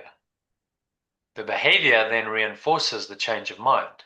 So you're reversing the ego's process. The ego says, this is the reality, so now this affects your mind. And because the reality is so difficult and causing you to suffer, you now have a negative state of mind because of the external world. And it's not your fault because the external world is doing this to you. Holy Spirit says, no, that's all nonsense. That's an illusion. You must change your mind first and then extend that change of mind into the external world through your thoughts, your words, and your actions. And then this will start changing accordingly and reflect back to you the change of mind that you had. So this is inside out, this is truth, this is outside in, this is false, it's illusion. Because remember how the world was originated was that we, from our minds, projected this world out. We decided we wanted to be a separate self, and then we projected that separation out and invented an entire world. So it's an inside-out process.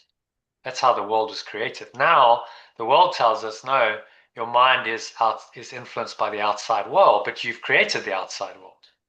So it's not true. See the cunningness of the ego and how the illusion is constructed. You think it's outside of you, but actually it's not. It's within you and you've projected it out. And then you perceive your projection as truth. And so your perceptions are then influenced by your projections. And you get caught up in this spiral going around and around. And that's exactly where the ego wants to keep you caught up, like a hamster on a hamster wheel. It's going round and round and round, not realizing what's really going on. But, this kind of teaching cuts through all this. The clarity, the precision of the language. And this chapter is arguably one of the most important in the entire text. It's one on reason and perception, because you really get to the core of the problem, which is that we've projected the world out and then we perceive it as real. And we get caught up in that cycle of projection and perception until we question it and say, well, maybe what I'm perceiving isn't true. Maybe it is a result of my own thoughts that I'm perceiving this. Maybe my perception is an internal matter rather than directed by the external world. That this is the shift, the tiny willingness that he's talking about that we need to make. Okay. Shall we go on then? Yeah. We'll do one more paragraph because I'm sort of Yeah. slowing down, yeah. Okay, let's do this one. There's a bit to translate, so we'll do it in the original and alternative. So perhaps you do not see the need for you to give this little offering. And perhaps I do not see the need for me to give this little offering.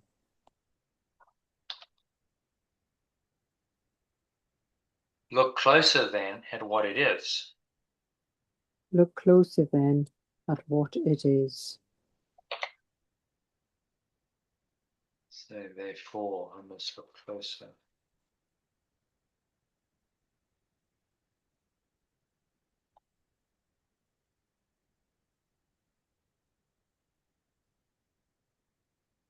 And very simply, see in it the whole exchange of separation for salvation. Therefore, I must look closer. Oh, sorry, number 3. And very simply, I must perceive it the whole exchange of separation for awakening. Yeah, so that's how powerful this idea is. So one idea, you start taking responsibility, 100% full responsibility for everything that you perceive. That's the key. But is it hard to do, isn't it? So often we go, well, it's not my responsibility. Someone else is doing this to me. I'm upset because this person said this, they did this, they didn't do this. And that's just happening unconsciously. We're not even aware, but that is what's happening in our mind. I'm upset because this person said something or did something. Happens all the time. Well, when that happens, you're denying all this and you're saying, oh, I'm a victim of the world. The world has the power to influence my mind. I'm at the effects of the world. I'm not the cause of the world. But it's so entrenched in our thinking that it requires a lot of this kind of mind training to undo, doesn't it?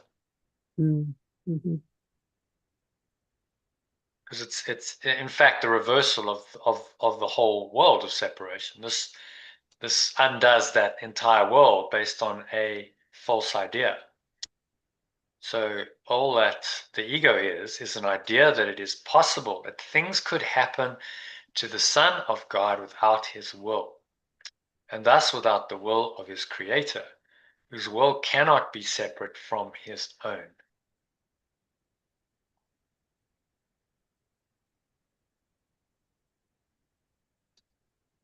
Let's change that, make it a bit shorter. Quite a clunky sentence, actually, I think. The belief in separation is only an idea Elaine, you want to read that? The belief in separation is only an idea that is possible, that things could happen to the extension of perfect love without their will, and thus without the will of its source, whose will cannot be separated from his own.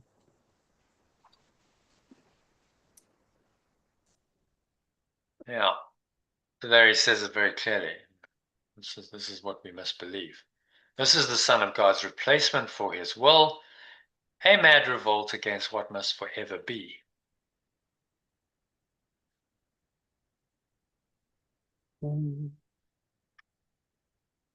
This is the extension of perfect love's replacement for their will, a mad revolt against what needs to be lifted up, what must forever be. So what must forever be true. He's saying it's just totally insane. This is the statement that he has the power to make God powerless, and so to take it for himself and leave himself without what God has willed for him.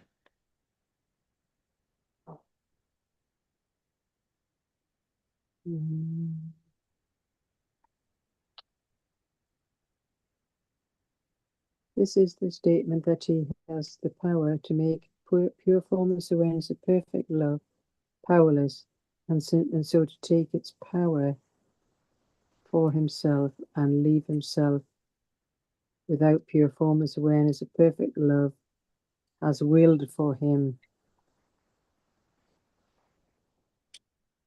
This is a statement. They have the power to make pure formless awareness of perfect love powerless, and so to take its power for themselves. So what we did was we said, we now have the power that God has. We take it for ourselves, and we deny that there is a higher power because we're the only power, our separate selves. We're the big cheeses. And now apparently the ego says this is power, but actually it's incredibly frightening.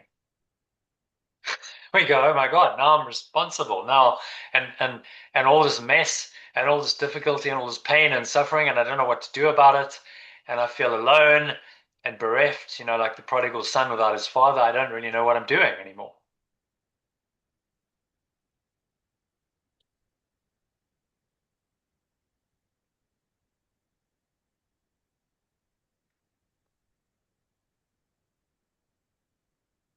In themselves, what pure forms is a perfect love has willed for them.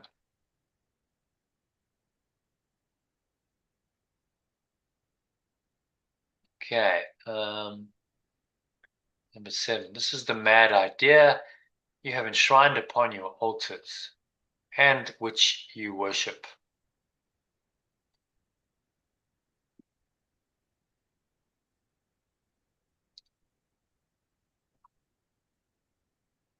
Okay, foundation. So the altar is a foundation of my thought system,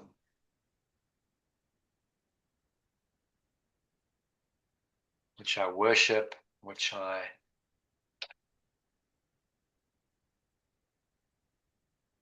value above all else. Okay, Elaine, you want to read number 7?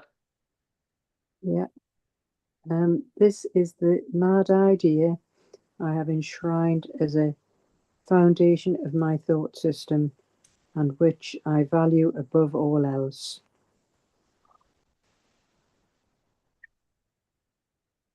And anything that threatens this seems to attack your faith, for here is it invested. And anything that threatens this seems to attack my faith, for here is it invested. Let's say for it is invested here, it is invested in this.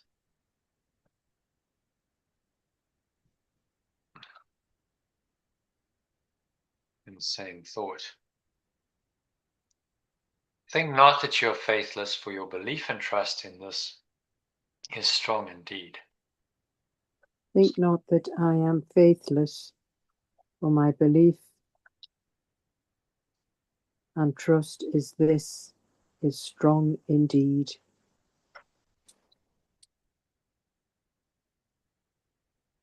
Yeah. So it's saying you have a faith. People say I'm faithless, but that's not true. Your faith in illusion is very strong. So everyone has to have faith in something. It's just whether that faith is justified or not, whether it's in what's true or false. People who are very materialistic, for instance, have faith in something, don't they? They have faith in the power of the world, in money, various magic solutions to help them, make them happier, give them pleasure, heal them, and so on. Even though that faith is not justified, they still have strong faith in it. And then they reject people, who have a different kind of faith, a genuine faith. They say, that's if people are deluded and you just all the spiritual woo-woo stuff. You need to be more practical. You need to be more realistic.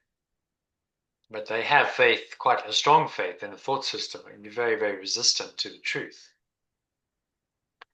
They're saying, well, if you have the power for that faith, why not change that power? You can be faithful to something else. All right, so just read that paragraph, Elaine, do a quick comment on it, and then if you need to depart, do that. I will try and finish this on my own. Yeah. I want to finish the session. Perhaps I do not yet understand the need for me to give this little offering. Therefore, I must look closer at what it is, and very simply, I must perceive in it the whole exchange of separation for awakening.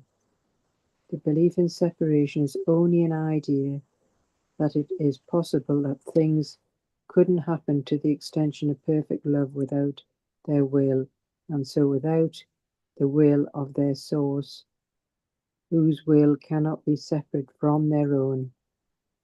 This is the extension of perfect love's replacement for their true will.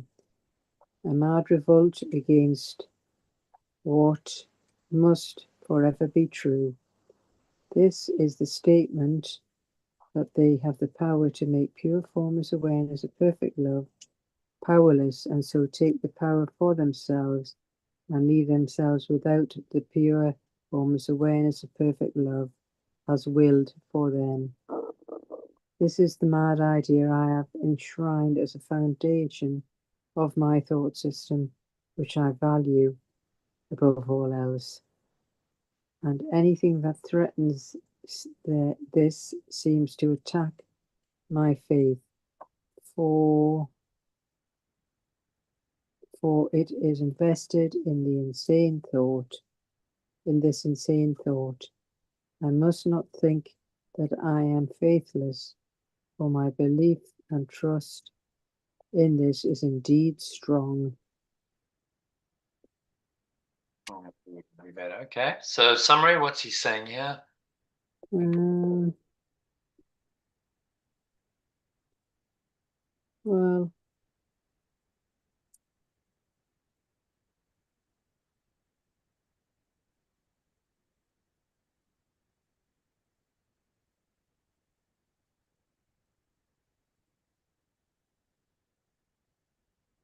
it's just saying that we still don't understand the need for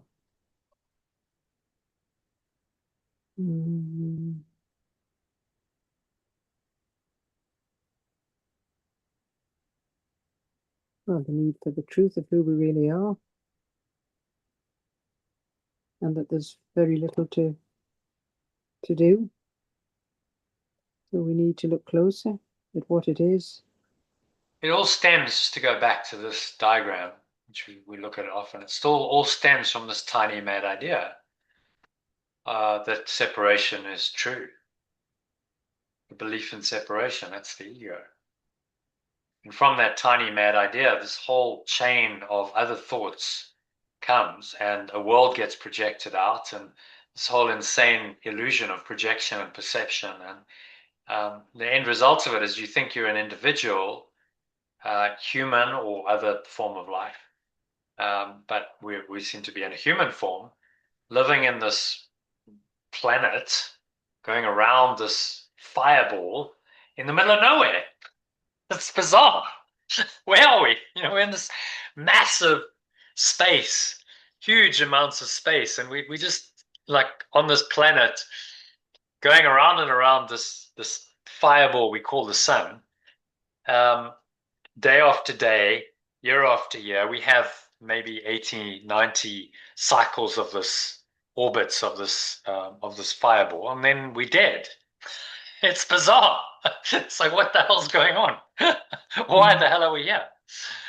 It doesn't make any sense if you really look at it, honestly. Like who in their right mind would do this to themselves? Mm. Put yourself on a planet. Apparently, we're all alone. I mean, isn't that so? No other life around. It's just us in this vast nothingness. There's nothing around it. There's no other life on any of the planets, as far as we know. No other life in the universe, as far as we know. There probably is. The probability is very high that there is, but it's so far away that it's immaterial. Even if it's, on another planet in another galaxy, it's so far away, it's pointless. We can't ever communicate with it because it's, 15 million light years away or something. Even even 1 or 2 light years away is an enormous distance. Man, with our current technology, we're never going to get there. So we're alone in this universe, apparently, living in this crazy planet with all this crazy stuff that goes on, thinking that this is all real. And he's saying, well, it's just a tiny mad idea. It's an insane thought, and you've been very faithful to that thought, but actually you can change your mind and you can invest your faith elsewhere. You can start investing your faith in the opposite of the tiny mad idea of separation, which is in oneness, pure formless awareness of perfect love, God, whatever you want to call it, in this other reality that is true. And you can start believing in that instead of in the tiny mad idea. And that process is called forgiveness. That process is awakening at one moment. That process takes you from this crazy world and all of its consequences back into this pure formless awareness of perfect love, which is your natural state. Ultimately frees your mind from having to incarnate into an insane world and be human. And that's escape from the cycle of birth and death that they talk about in the Eastern teachings. So it's saying the same thing. What I like about the course, just to wrap up the session, is it's so practical. He's just really hitting the nail on the head and saying, okay, it's just a tiny mad idea. It's just an insane thought that's done this. So just change your mind. Don't believe that insane thought or any of the apparent consequences of that insane thought, which is a whole thought system based on that insane idea. That's where it gets tricky because the thought system is so entrenched in our minds and in the world that it seems like this is normal. This thought system has now become the default. It's normal to be insane, and those who are awakening are apparently insane. But if you're in the insane asylum, then what would you expect? Mm. But that, the people who are actually sane are going to be seen as insane, and the insane are going to go, but this is completely normal, and you're the ones who are insane. And that's how it goes in this world. So this is training us to escape the insane asylum, to get out of the prison, to go back home, and have faith in the truth, even in the face of all the lies of the ego. And that's where forgiveness comes in. When the ego tries on its tricks, you have to see it for what it is and make another decision. And that's the reinterpretation of the ego's dream by the Holy Spirit with the remembrance of perfect love.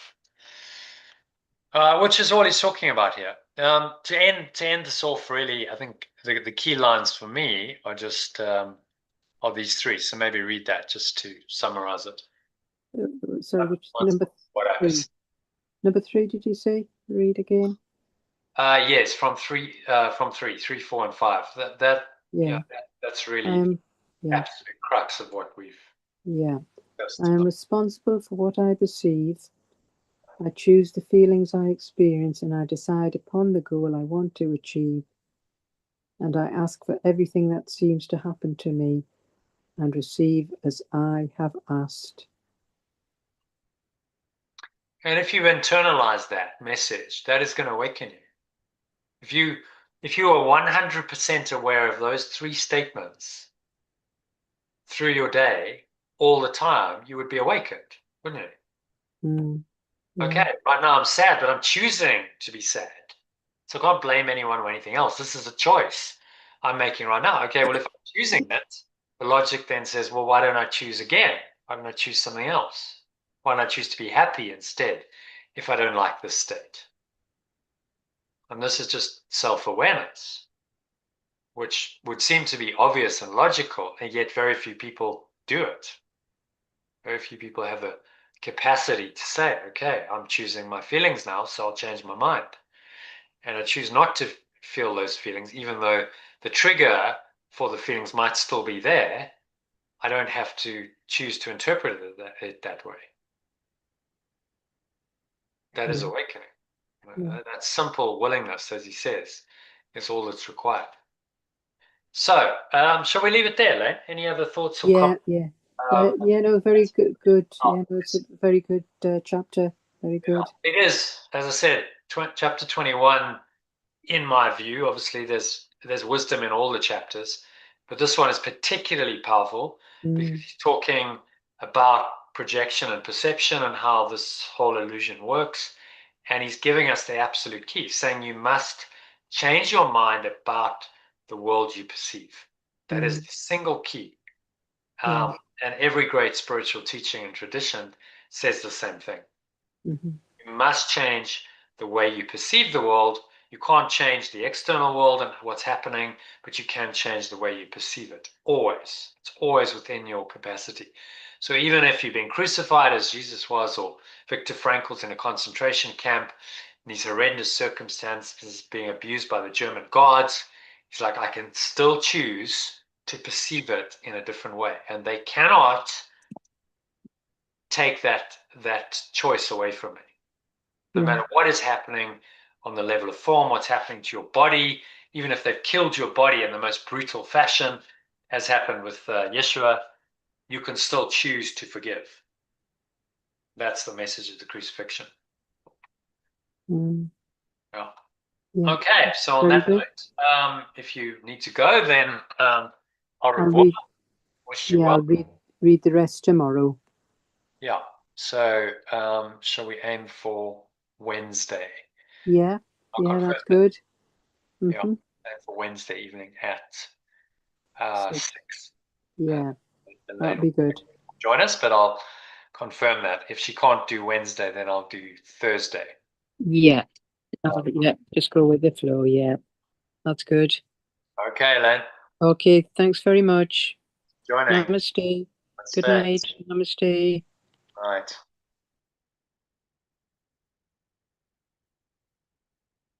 All right. So what we're going to do is carry on. There's another 6 paragraphs, I believe. So I'll just do that on my own. Go through the translation so the Holy Spirit can give you faith and holiness and vision to see it easily enough. Remembrance of perfect love can give me faith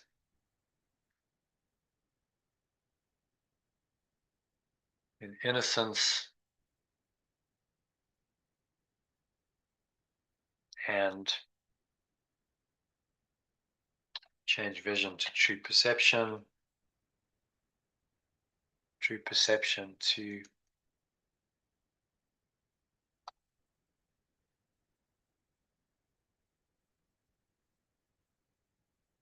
perceive it easily enough. But you have not left open and unoccupied the altar where the gifts belong. But I have not left open and unoccupied the foundation where the gifts belong. Not left the foundation where the gifts belong open and unoccupied. I have set up my idols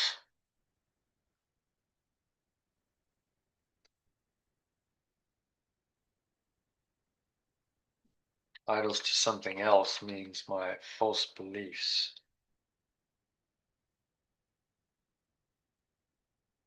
In something else.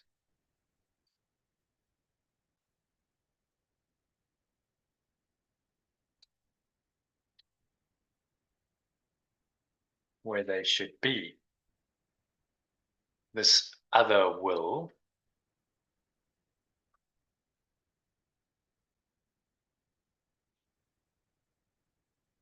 it seems to tell me what must happen. I give reality. So I give reality to this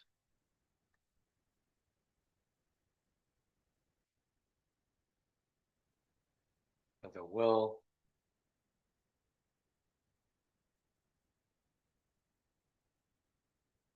It seems to tell me what must happen.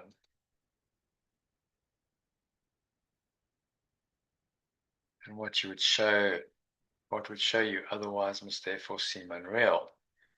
And what would show me otherwise must therefore seem unreal.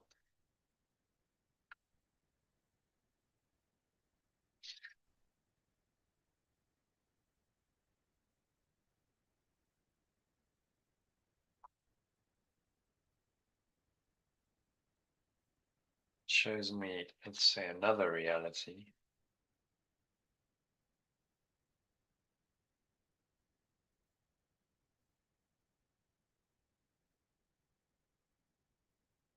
Must therefore seem unreal to me.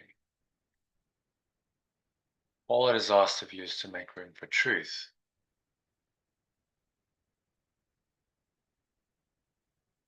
So I'm only asked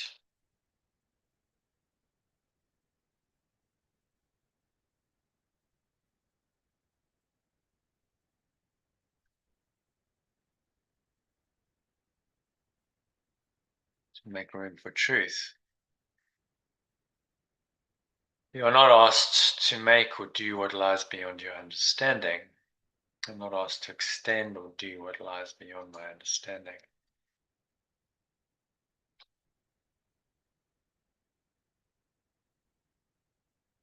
I'm not asked to make or do what lies beyond my understanding.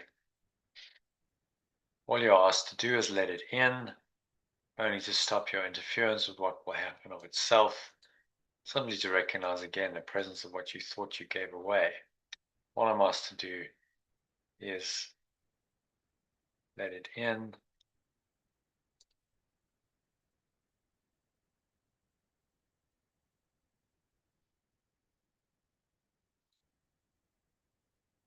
is to stop my interference with what will happen of itself, what will happen anyway.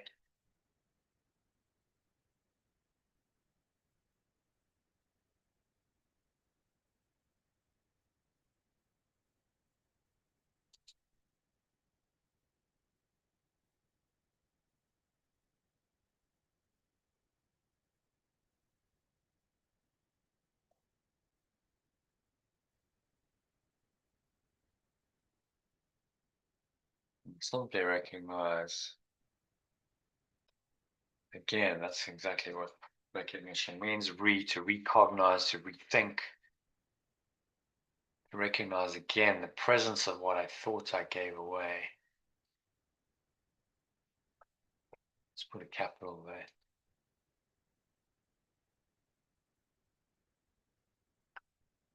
The moments of perfect love can give me faith in innocence and true perception to perceive it easily enough.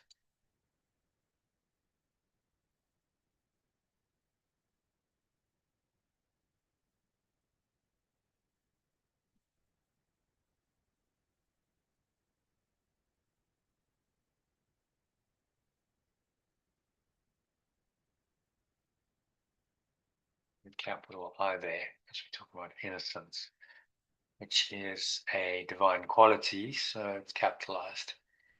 But I've not left the foundation where the gifts belong.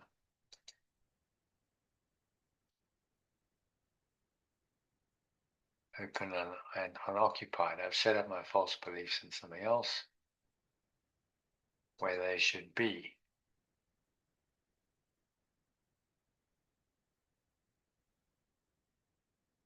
a gift of spirit. I give reality to this other will. It seems to tell me what must happen. What shows me another reality must therefore seem unreal to me. So we got confused. We believed in it what's false. We've given it faith. We've given it belief. Now we live in an illusory reality that seems to be real, but actually it's unreal. And what is real seems to be unreal. Ego is always backwards in reverse. I'm only asked to make room for truth. I'm not asked to make or do what lies beyond my understanding. All I'm asked to do is to let it in, just to stop my interference with what will happen anyway, and simply recognize again the presence of what I thought I gave away.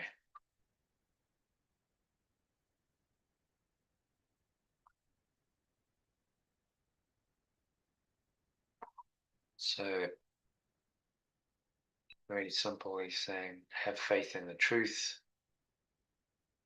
If we're willing to open your mind to the truth, that means accepting that you've been mistaken, accepting you haven't really understood yourself or life. Usually that only happens through pain. It's when your current thought system clearly isn't working that you realize that maybe I've been mistaken all along. It's humility. Once you accept this, then you start moving in the right direction. Stop interfering with the truth and you accept it for what it is. And recognize again the presence of what I thought I gave away. So start recognizing the Holy Spirit, moments of perfect love everywhere. And more, the more you do that, the more you start to see it, the more you live in the domain of the miraculous. Okay, so let's move on to number 8.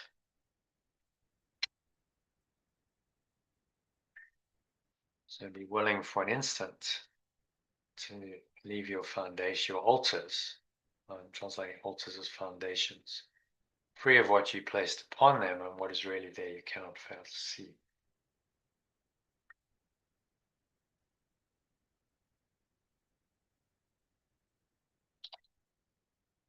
And therefore,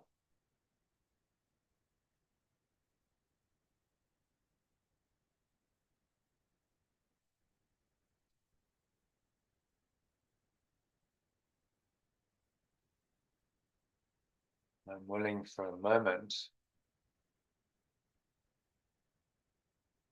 to leave my foundations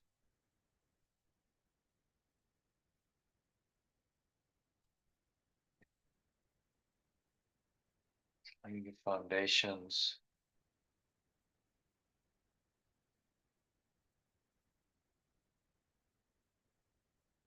of my thought system free of what I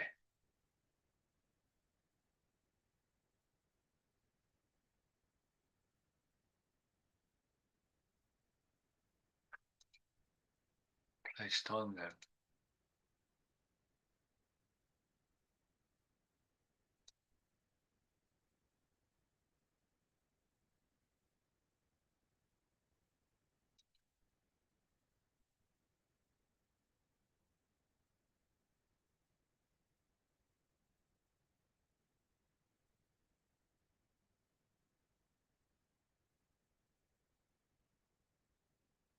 What is really there I cannot fail to see. I cannot fail to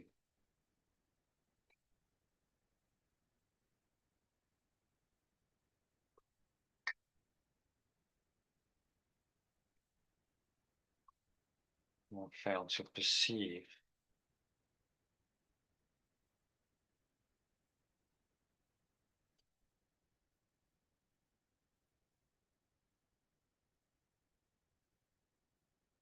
And I cannot fail to perceive what is really there. The innocent, the holy instant, right? The holy instant or the holy aware moment is not a moment of extension, not a moment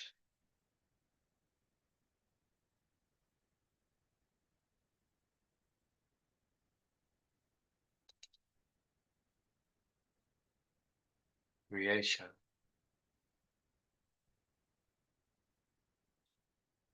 but only of recognition. For recognition comes of vision and suspended judgment. Vision will translate as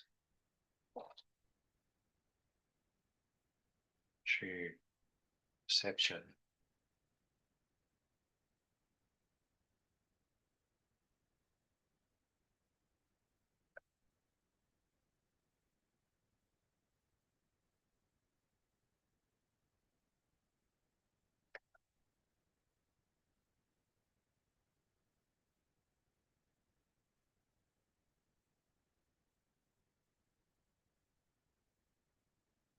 Only then is it possible to look within and see what must be there, plainly on sight and wholly independent of inference and judgment.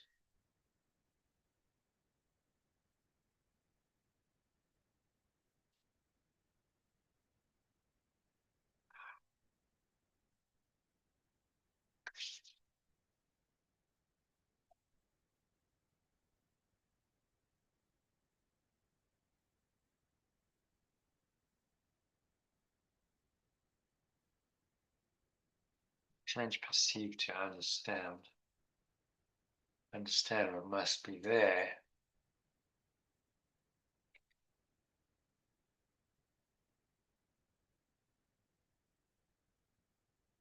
Clearly understandable and wholly independent of inference and judgment. Really free.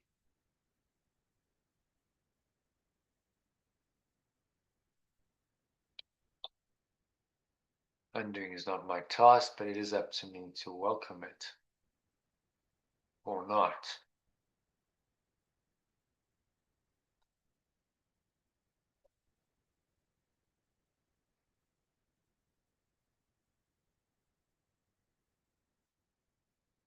Faith and desire go hand in hand, for everyone believes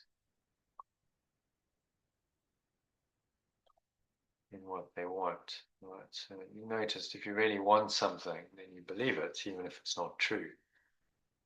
But the power of your wanting makes you believe in it. And the more you believe in it, the more you want it. It's how people get conned and scammed all the time because they really want it to be true, and so they believe. Someone takes advantage of that, then actually their belief is eventually shown to be untrue, and then their expectations of whatever it was, a quick win, a quick profit, are shattered, and then they suffer. But it was only their own desire that led them to the false belief. If they didn't have that desire, they would never have believed. Often, what is a ridiculous story. If you really look at most scams, they're ridiculous. There's clearly faulty thinking. They can be seen through if you have this clarity of understanding and the wisdom to do that.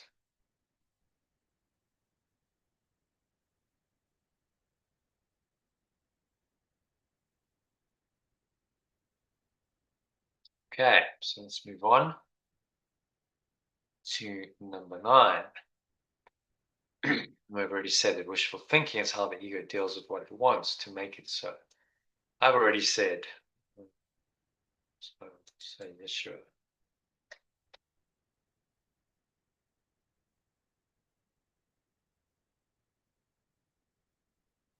Has already said that wishful thinking is how the belief in separations deals with what it wants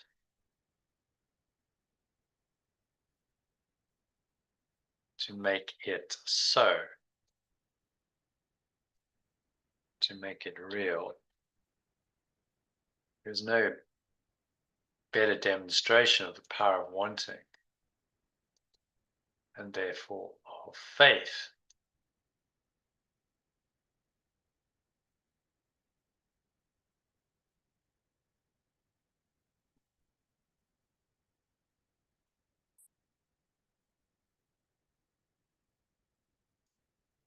to make its goal seem real and possible.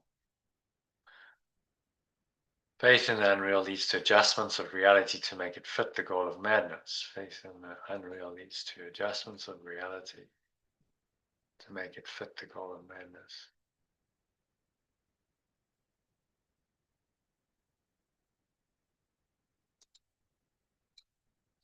The goal of sin induces the perception of a fearful world to justify its purpose.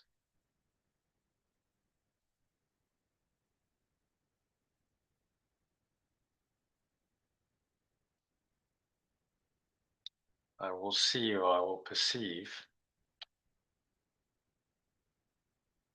what I desire. And if its reality is false, I will uphold it by not realizing that all the adjustments I've introduced to make it so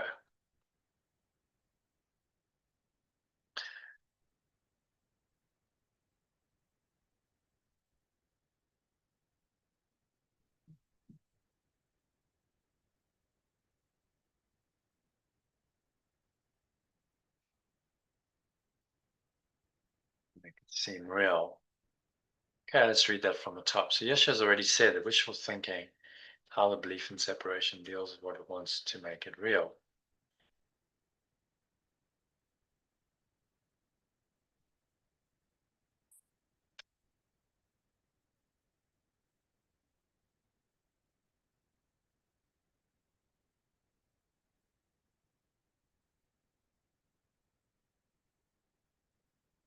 There's no better demonstration of the power of wanting and therefore faith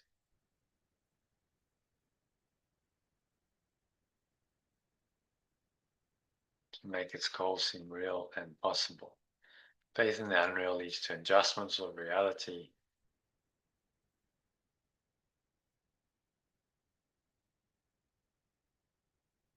leads to adjustments to reality to make it fit the goal of madness.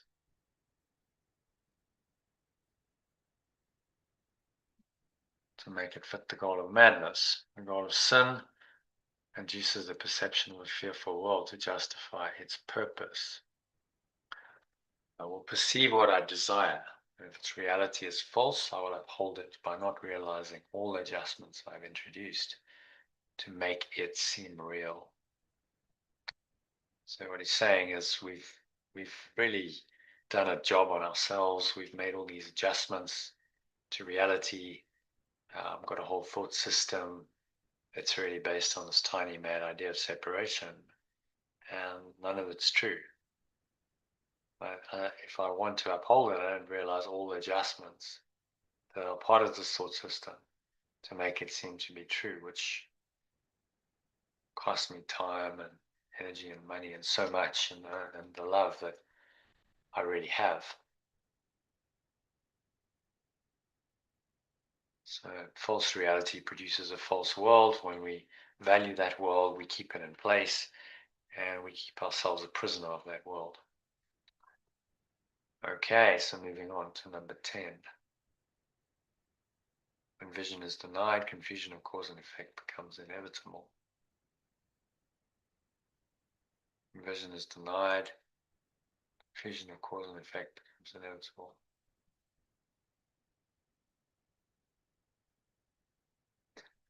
Purpose now becomes to keep obscure the cause of the effect and make effect appear to be a cause.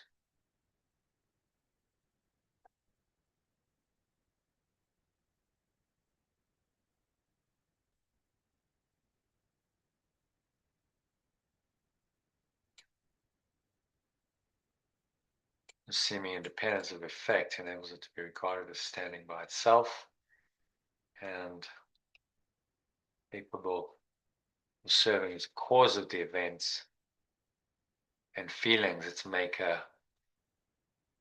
thinks it causes. Earlier we spoke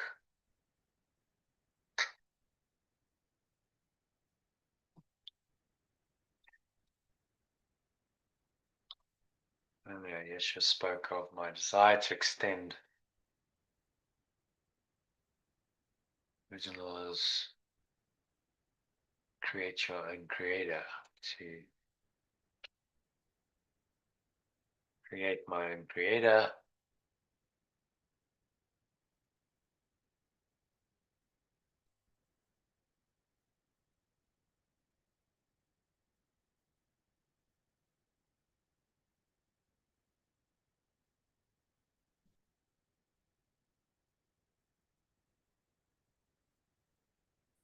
Look at my desire, create my own creator, and be source and not extension to it.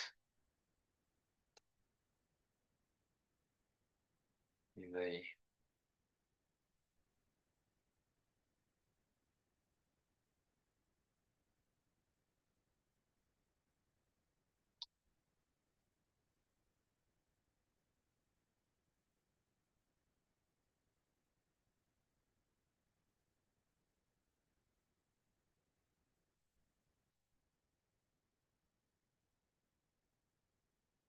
let's translate that as be the cause rather than the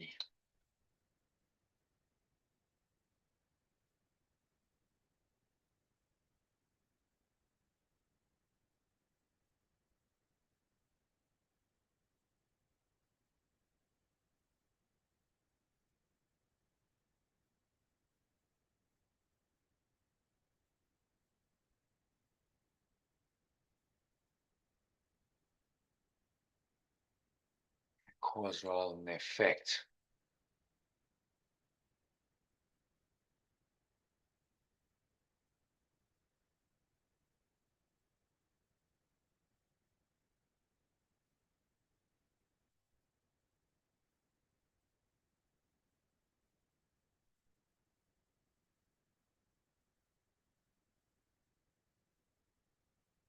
In my own source, the cause rather than the effect of it. This is the same desire. So it's really the same thing. Infuse cause and effect.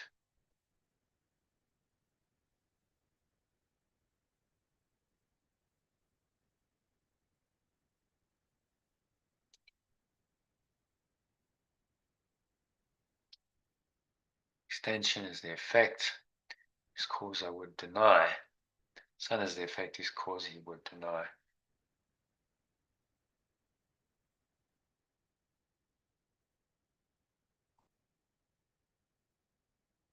We are denying that we are an effect of our source. We think we are creator of ourselves, creator of our source, but it's impossible. Because if it's your source, then it preceded you. You can't create that which precedes you. You are simply the effect or the extension of that source.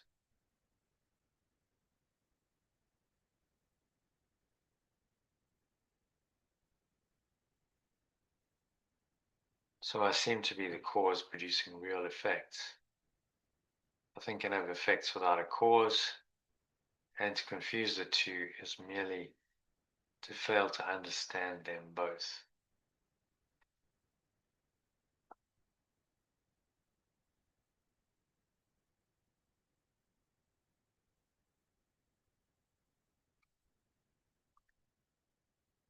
Okay, so let's read this. When vision from the top, when vision is denied, confusion of cause and effect becomes inevitable. The purpose now becomes to keep obscure. Say my purpose instead of the purpose. My purpose now becomes to keep obscure the cause of the effect.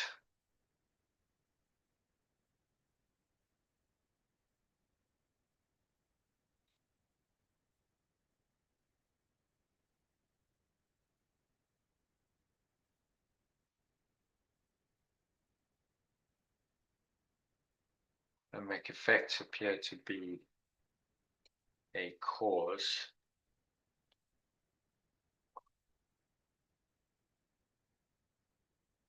The seeming independence of effect enables it to be regarded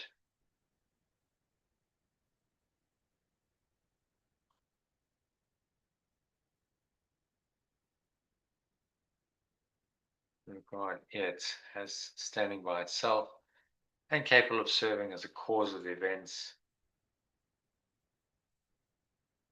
and the feelings it makes, things it causes.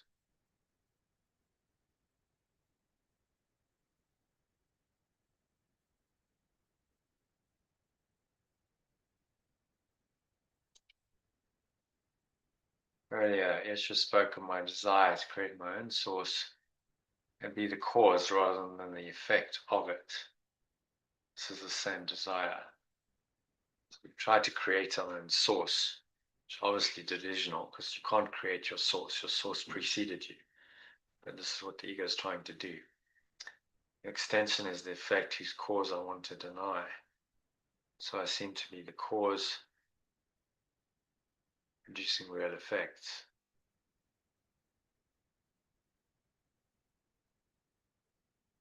So I seem to be the cause producing real effects. Nothing can have effects without a cause, and to confuse the two is merely to fail to understand them both.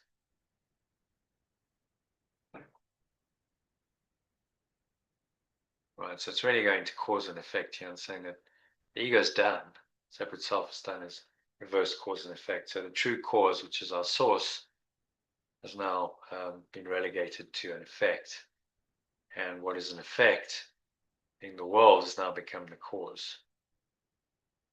And so our thought system is upside down.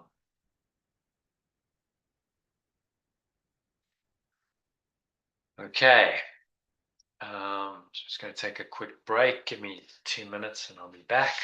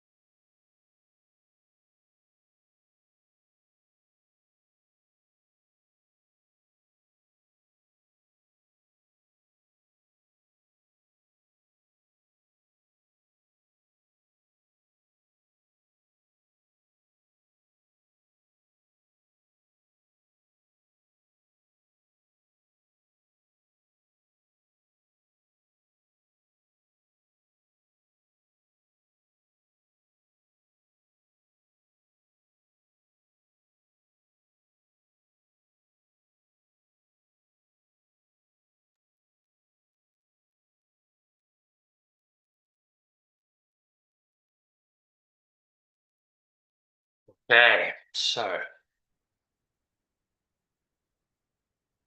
let's carry on with paragraph 11. It is as needful that you recognize you made the world you see as that you recognize that you did not create yourself.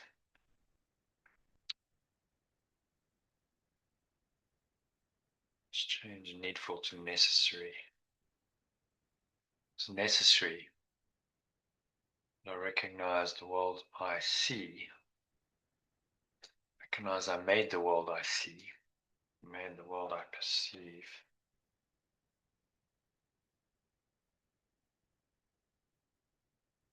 As that I recognize that I did not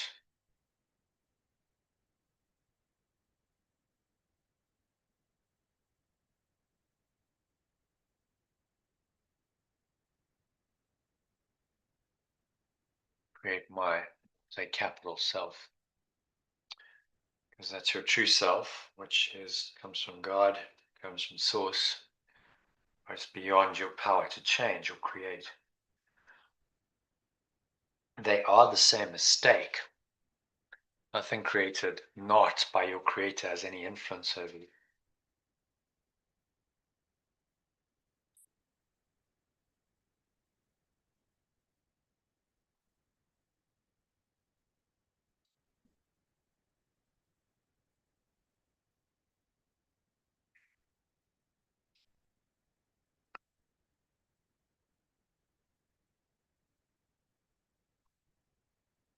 Nothing my source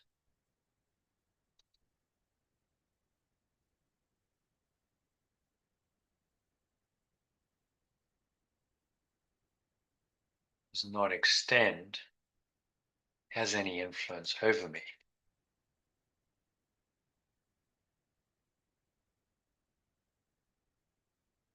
And if I think what I've made can tell me what I see and feel,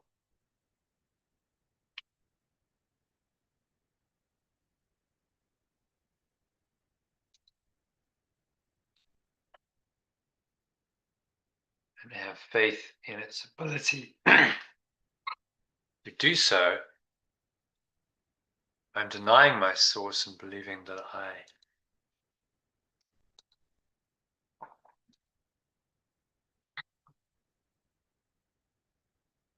created myself.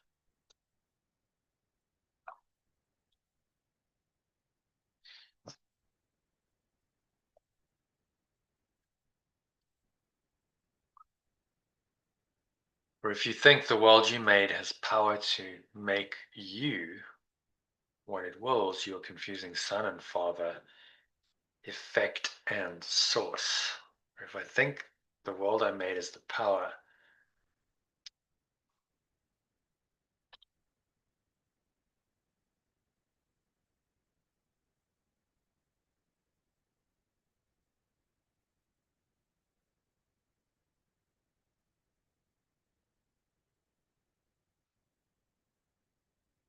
make me believe and feel, maybe might be better. To make me believe and feel what it wills, I am confusing extension and source,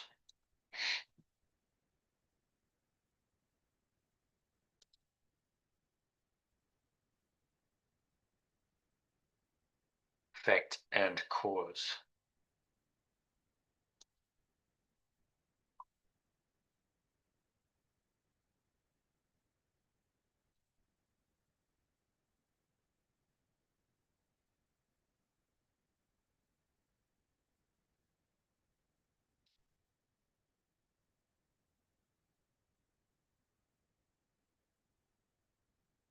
So let's read it from the top in the original, in the alternative.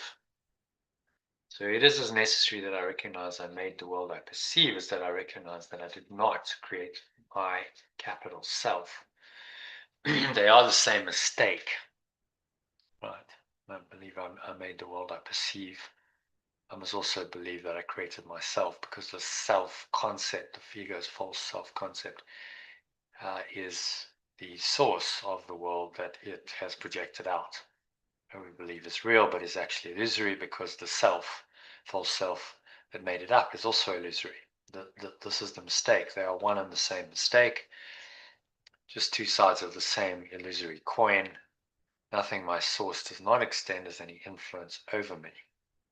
And so none of these illusions that we've projected out from a false self really have any, don't change that influence to power. Might be better, power over me. And if I think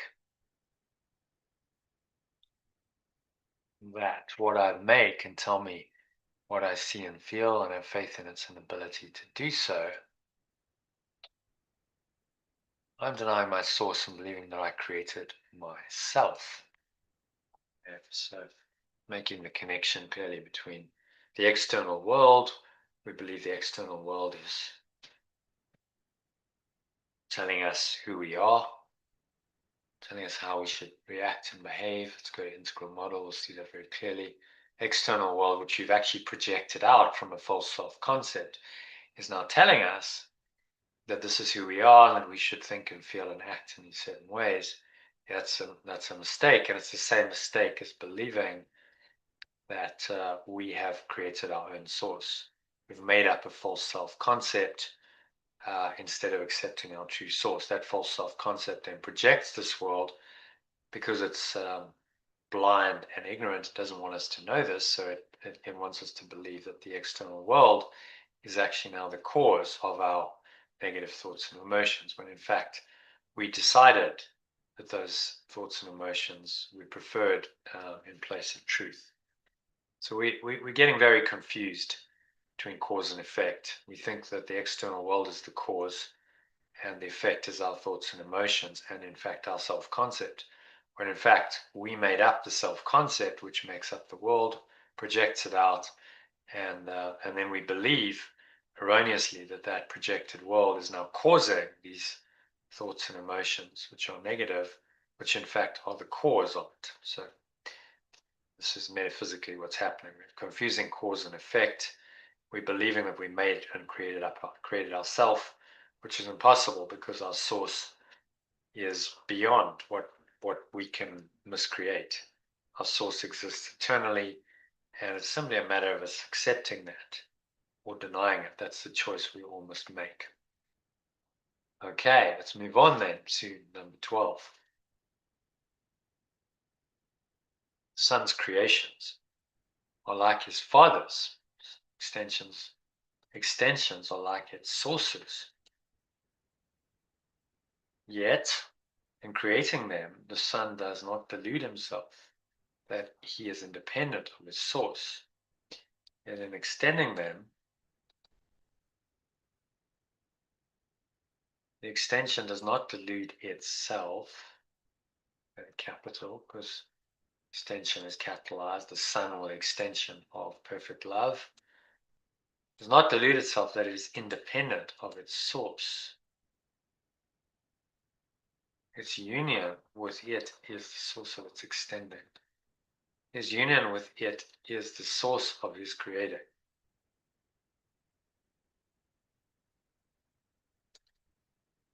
Let's bring in the my. My union with it is the source of my extending.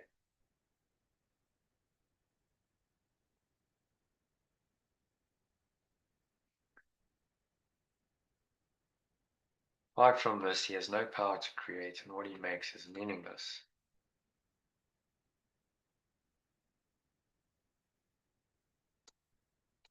So no power to extend. Apart from this,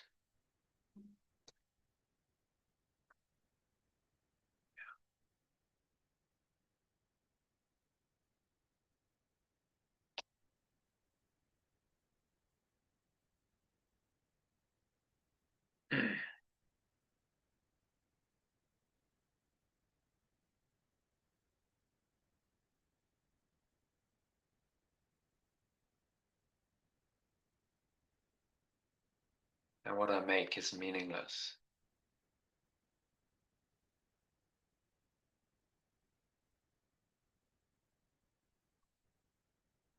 changes nothing in extension, depends entirely upon the limits of awareness of its maker,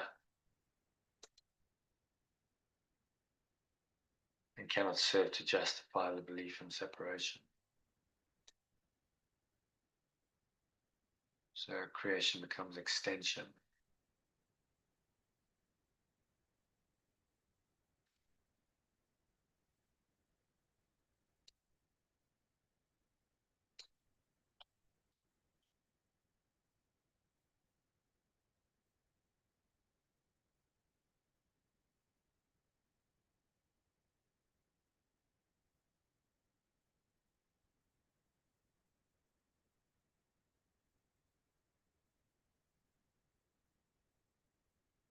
Your brother thinks he made the world with you. My companion thinks I made the world with him.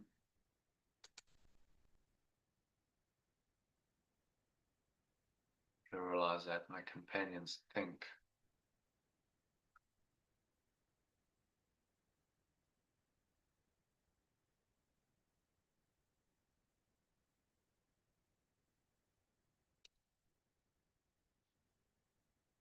They made the world with me.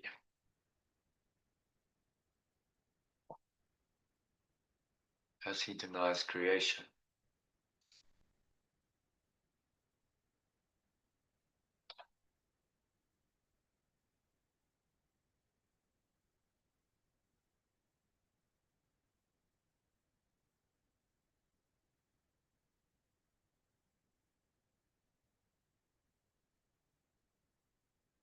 They deny extension in this way.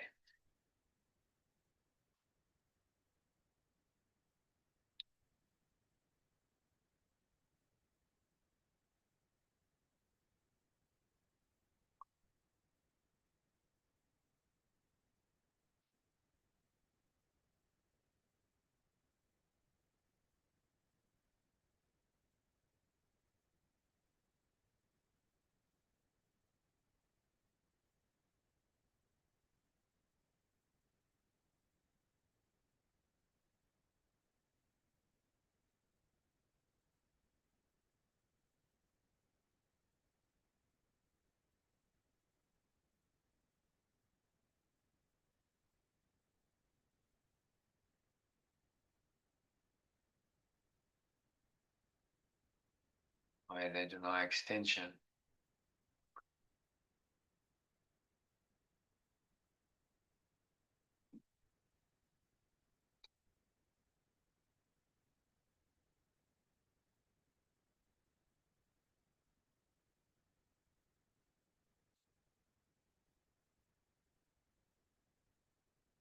As me thinks the world he made him.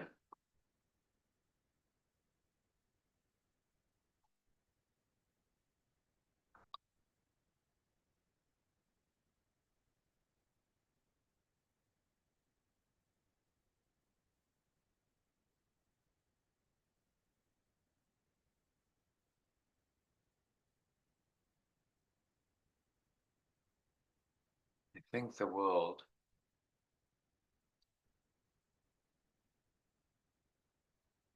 like me. They think the world they made them.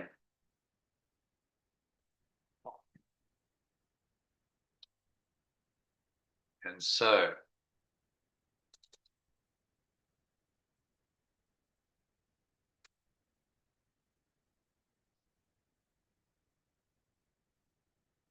they deny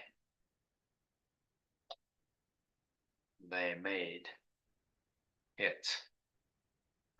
Okay, let's read that from the top in the alternative. So the extensions are like its source. Yet in extending them, extension does not delude itself that it is independent of its source.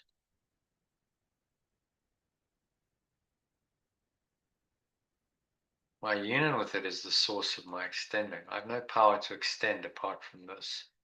And what I make is meaningless. Changes nothing in extension. Depends entirely upon the madness of its maker cannot serve to justify this madness.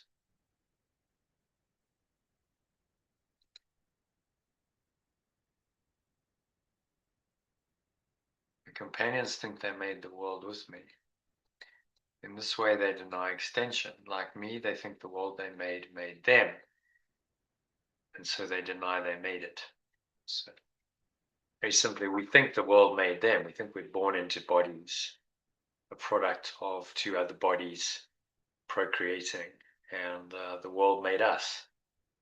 And we have existence because two bodies had sex once upon a time, and then voila, we created, and we are a product of the activity of two bodies in the world. But this isn't true. Actually, on a deeper level, we've made up the whole story, we've made up the whole illusion, projected it out of our minds. We've literally gone out of our minds into a body. We now believe we're a body, and we think that the world that we made up has actually made us. Complete confusion of cause and effect.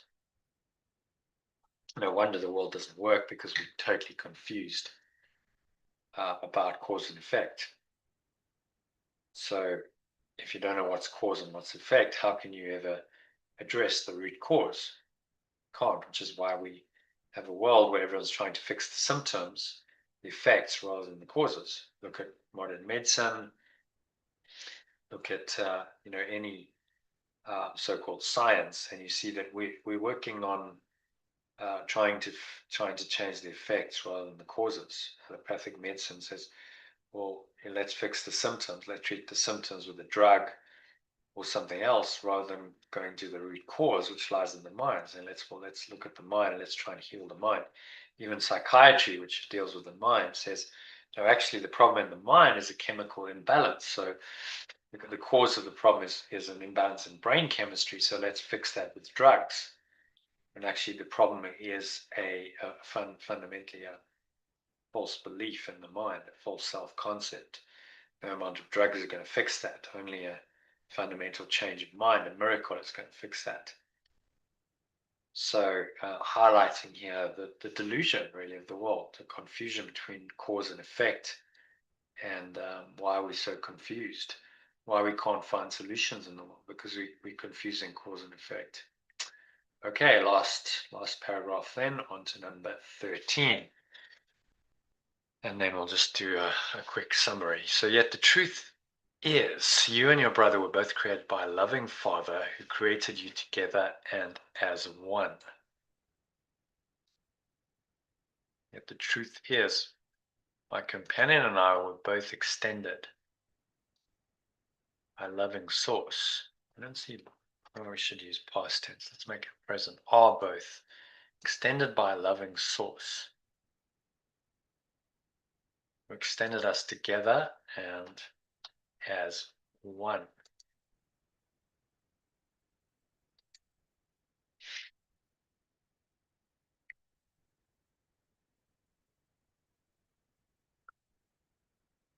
As one extension, right? So we are the one sun, or the one extension of this loving awareness.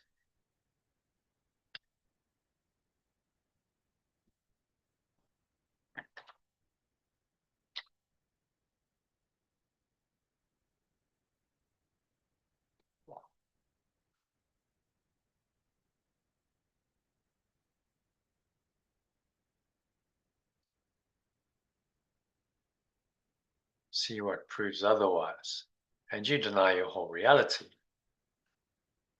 If I perceive what quote proves otherwise, I deny my whole reality with a capital R. So I'm denying the truth of who I am. I'm denying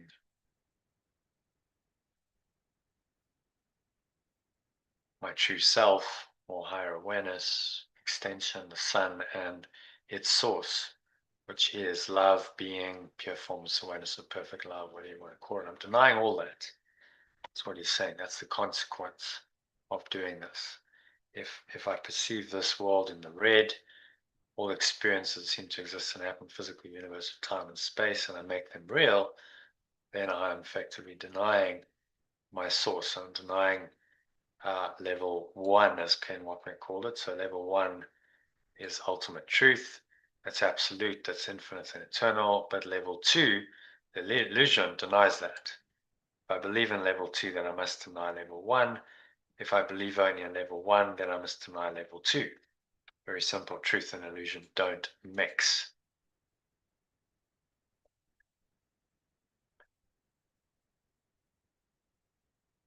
But grant that everything seems to stand between you and your brother, keeping you from each other and separate from your father, you made in secret, and the instant of release has come to you. Say, but I only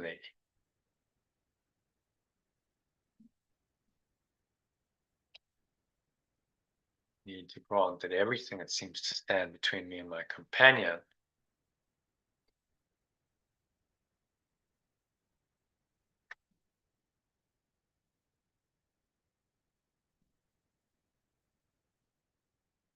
keeps us from each other and separate from our source.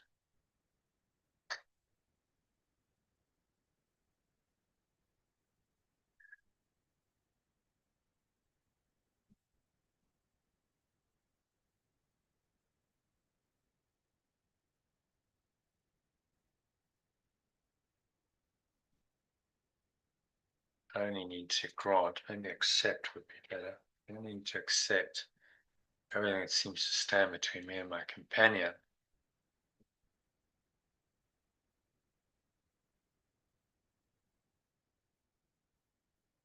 keeps us separate,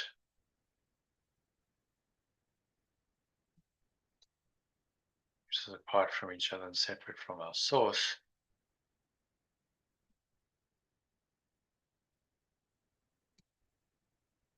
Accept that I'm made in secret.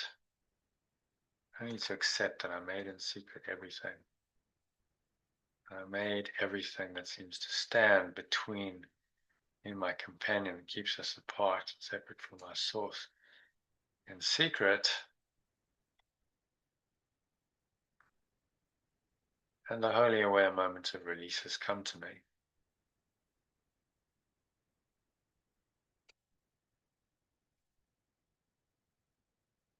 Sense of release has come to you.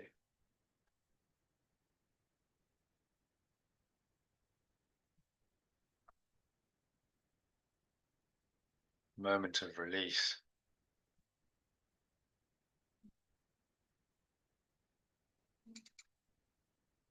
My moment of release.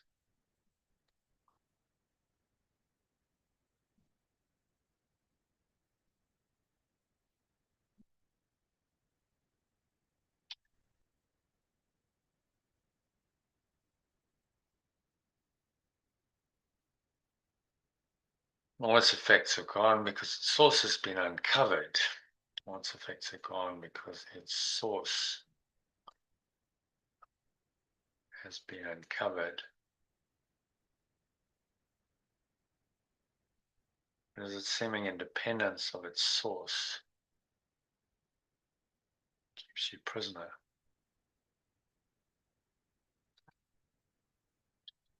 The seeming independent.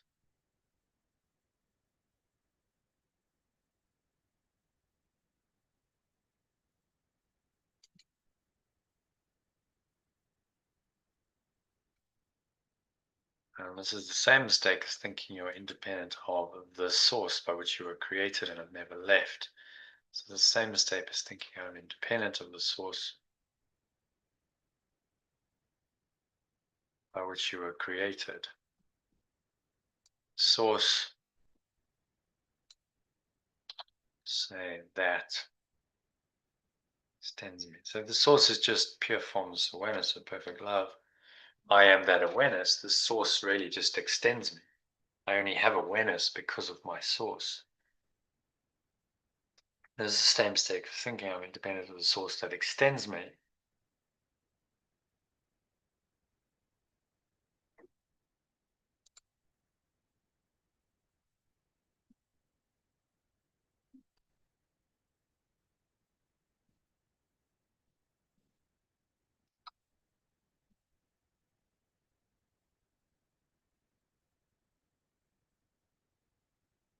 and the source that extends me and have never left. Okay, let's read that from the top in the alternative. So yet the truth is my companion, and truth is that my companion and I are both extended by a loving source. Maybe let's turn that around. So that the loving source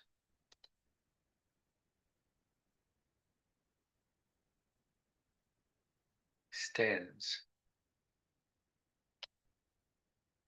both my companion and I.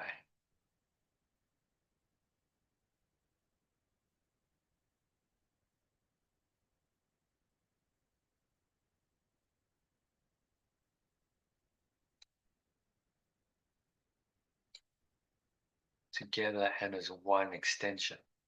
If I perceive what, quote, proves otherwise, I deny my whole reality of pure formless awareness and perfect love.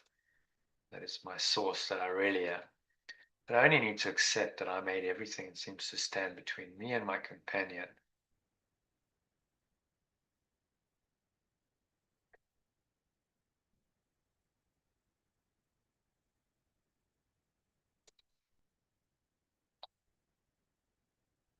To keep us apart.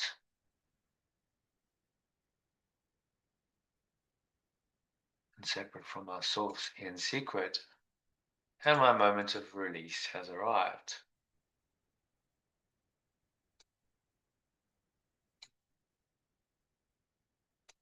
All its effects are gone.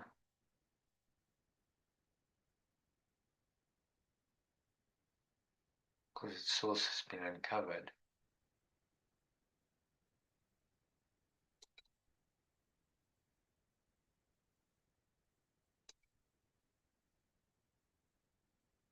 It is the seeming independence of its source that keeps me prisoner.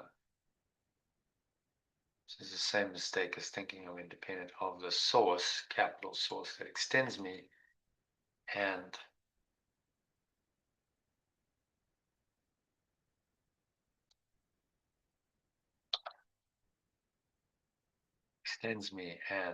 that I have never left. So I make the mistake of believing that I'm independent of my source, when in fact I've never left it. And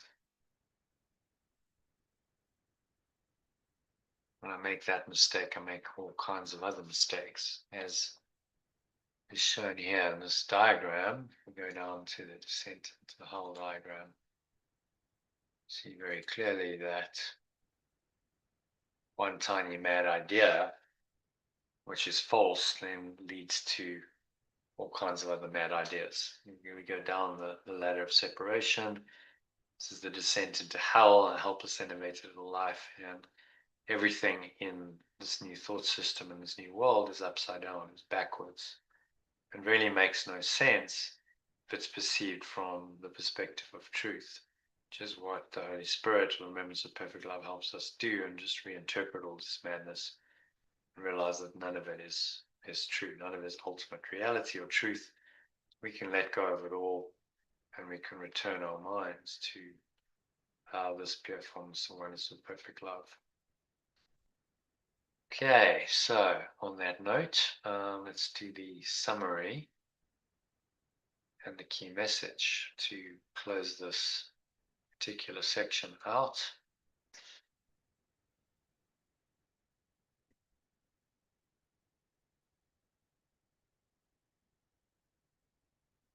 In this section,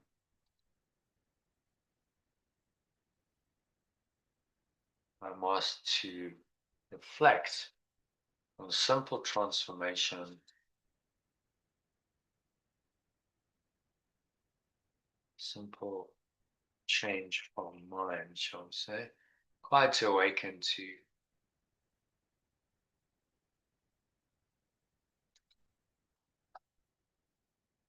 perfect joy, love,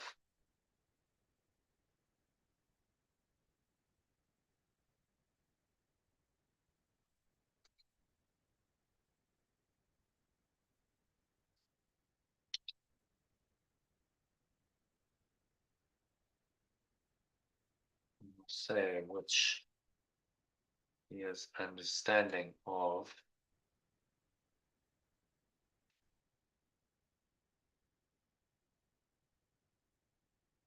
myself.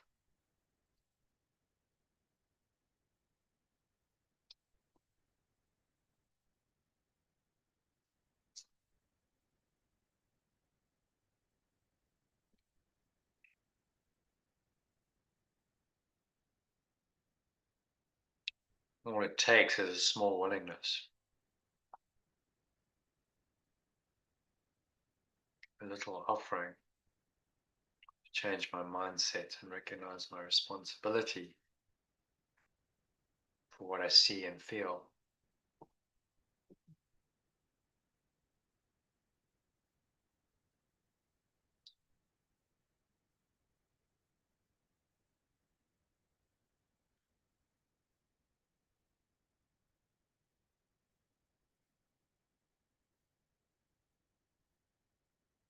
Misunderstanding, although easy to reject, cannot be misunderstood.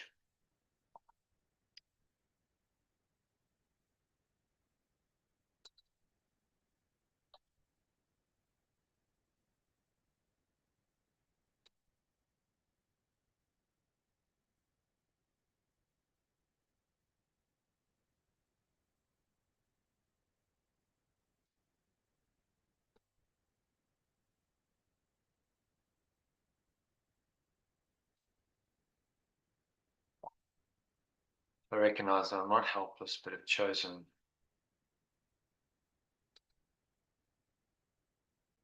have in fact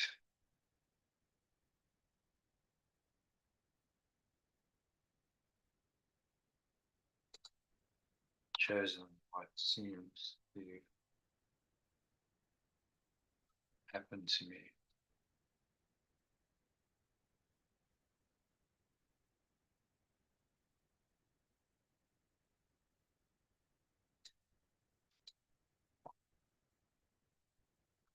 This awareness frees me from sin, pain,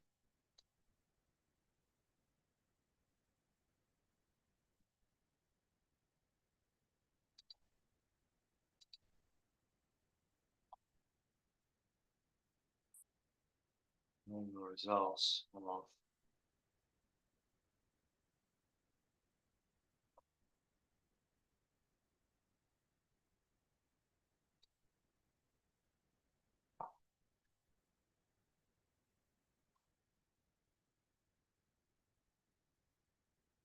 the power of decision determines every situation.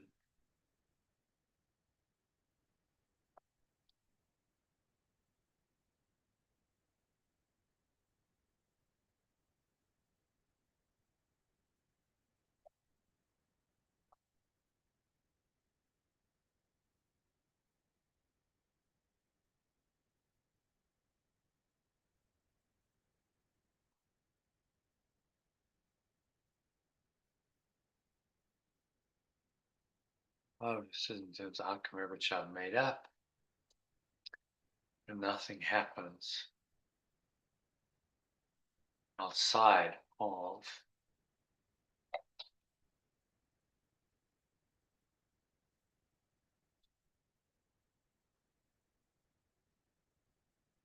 nothing happens apart from perfect loving awareness. By understanding this truth,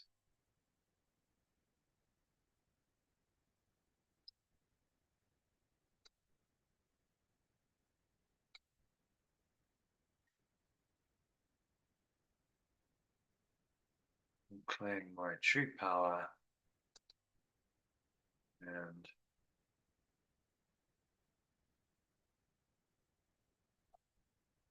use authentic and lasting happiness.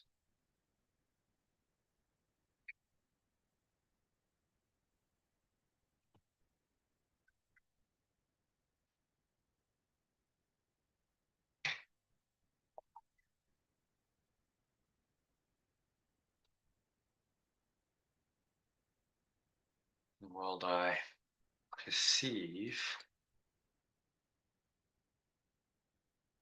is a result of my miscreation, a testament to my false beliefs.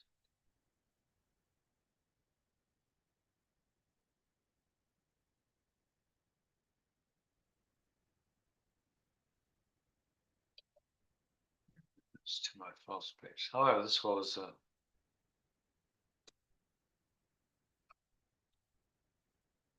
result of a mad idea I've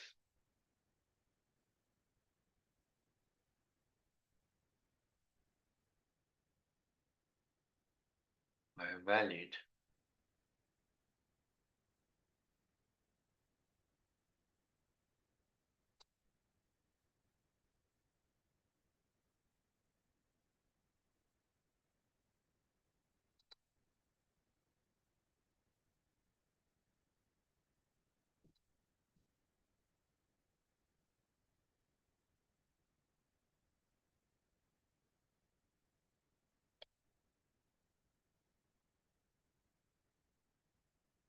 I've overvalued.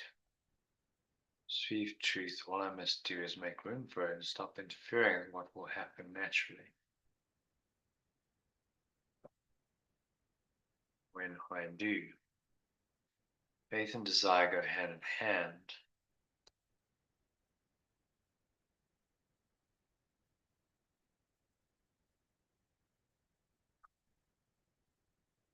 I will perceive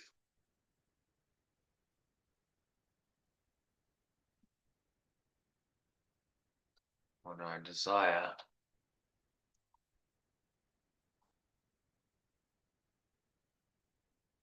My perceptions and adjustments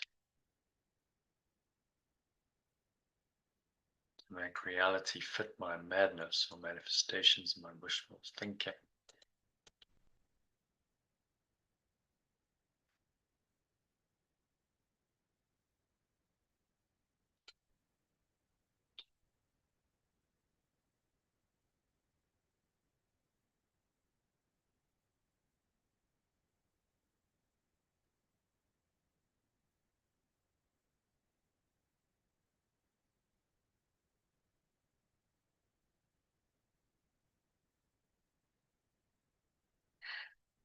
Confusion of cause and effect leads to obscurity, making me believe that I can produce real effects.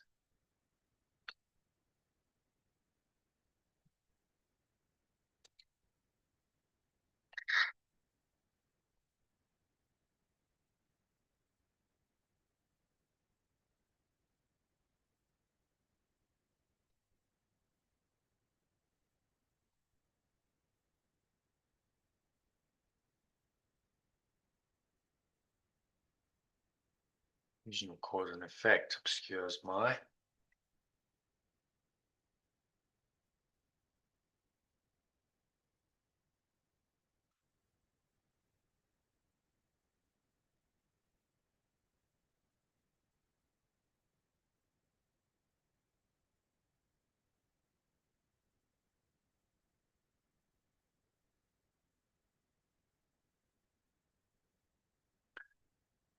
believe that I can produce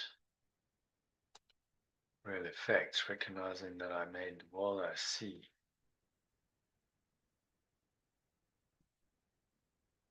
and the world I perceive as essential, is recognize that I did not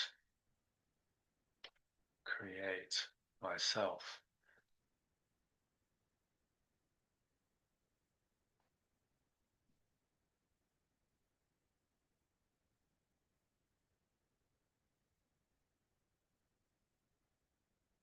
These are the same error.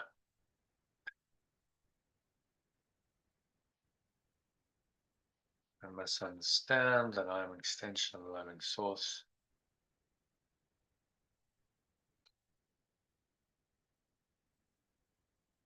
Together with my companions, extension of a loving source, not independent of it. receiving what seems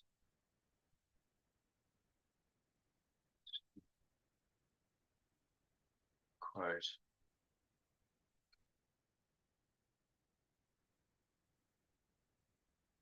prove otherwise, denies my true reality. By acknowledging that everything separating me from my companions and our source is something I made up.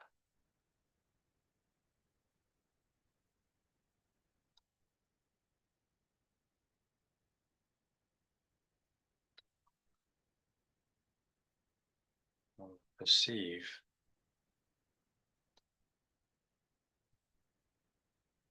the real source of my imprisonment. I must be willing to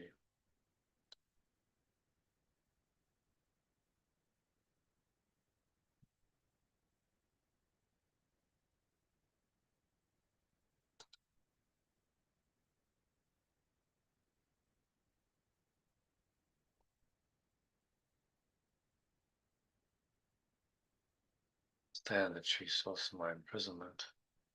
I must be willing to leave my foundations free and welcome the holy rare moment. Welcome the moment of release in which I realize my connection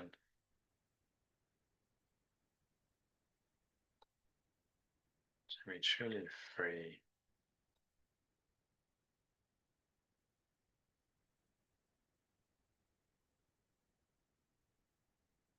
I must be willing to leave my foundations.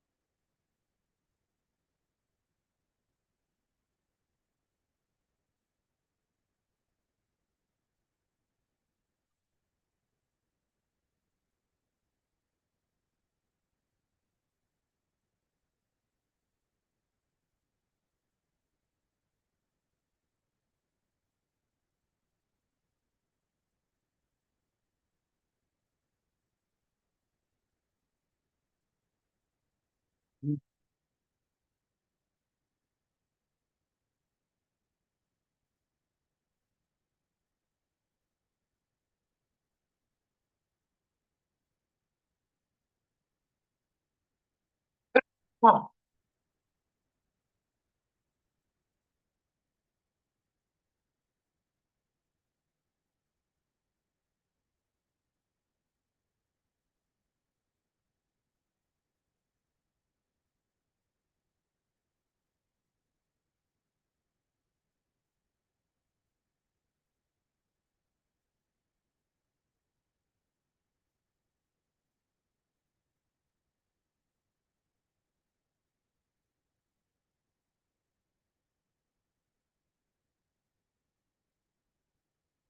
Release myself from its false beliefs.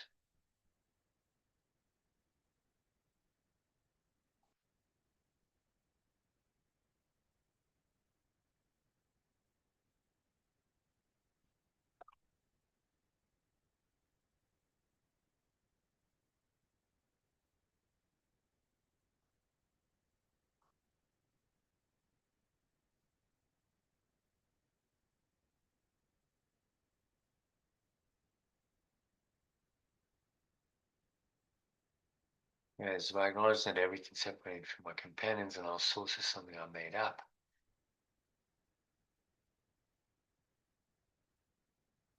I will understand the true source of my imprisonment. To be truly free, I must be willing to open the foundation of my mad thought system to the truth and release myself from its false beliefs, to realize my true nature as perfect loving awareness.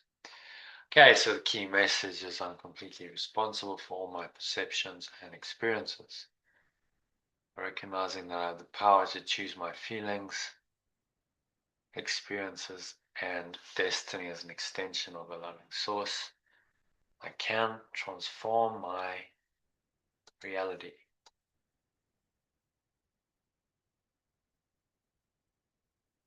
A little willingness,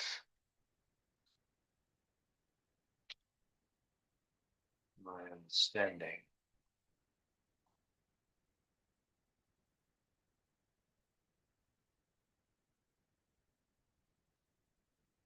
Willingness to listen to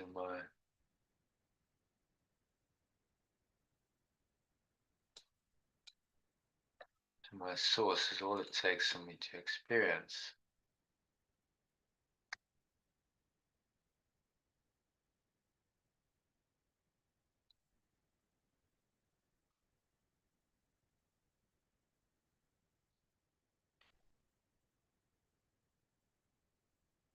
My true nature is perfect, loving awareness. Okay.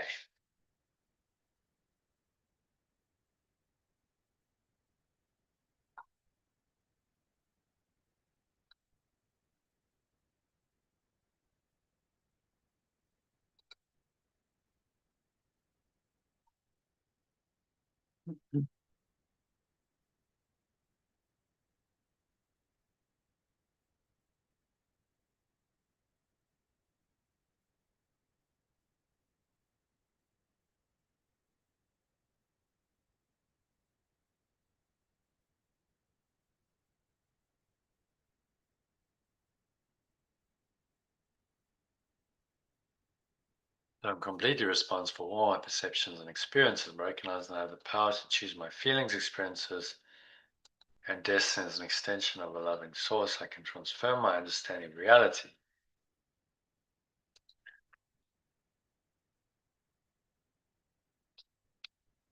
My willingness to listen to my source is all it takes to realize my true nature as perfect loving awareness.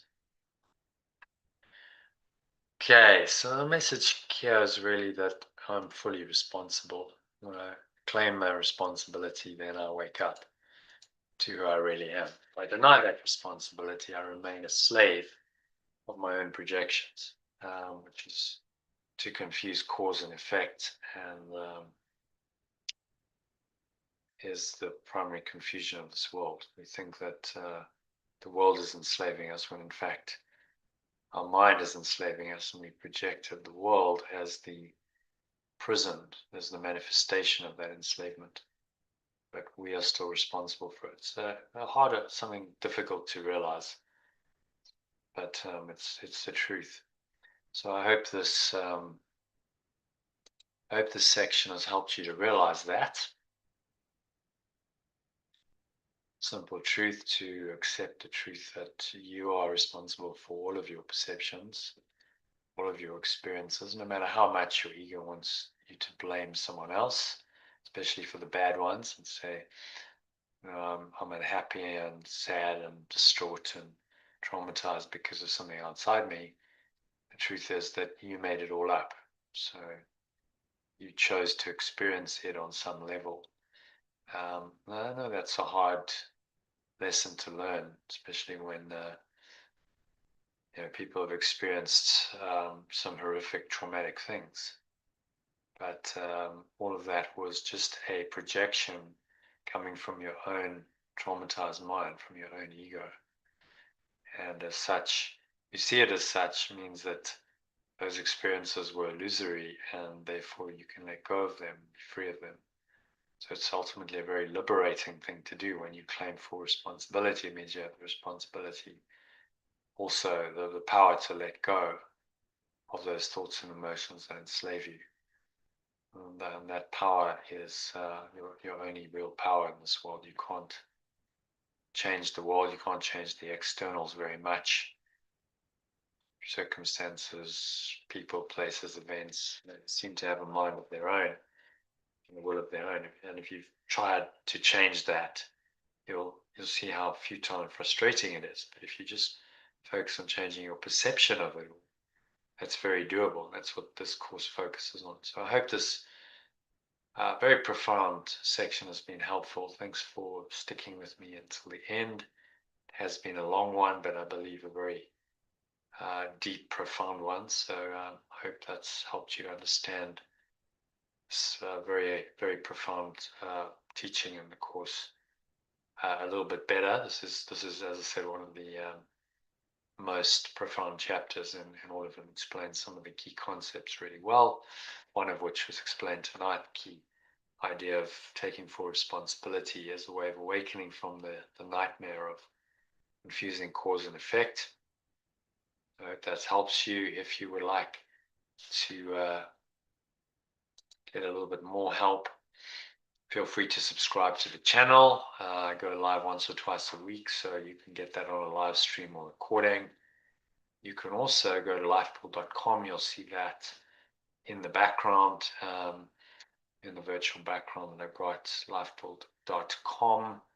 Just type in lifepool.net.com on, and you'll be able to subscribe to my Telegram group, to which I send a daily inspirational quote, kind of blog post commentary on that, often some links to discussion sessions, a daily lesson from the Course in Miracles, as well as a short meditation or breath break, as I call it, to help you practice that frequently throughout the day, and notifications and invitations with the Zoom link to join these live sessions. So check it all out at lifepool.com, join the group, and I hope to catch you on the inside of that group, and maybe in one of these sessions. Once you get in the communications, you'll know when the live sessions happen, and you're welcome to join those live sessions. Okay, so that's it from me. Thanks for staying till the end, and I will see you soon. Next session is in a couple of days on Wednesday. So take care in the meantime. Keep practicing taking full responsibility by practicing radically letting go. And I will see you in the next one. And remember to hit the subscribe button if you haven't already done that. Thanks so much. Namaste, which means the true self in me acknowledges and honors that same true loving self in you.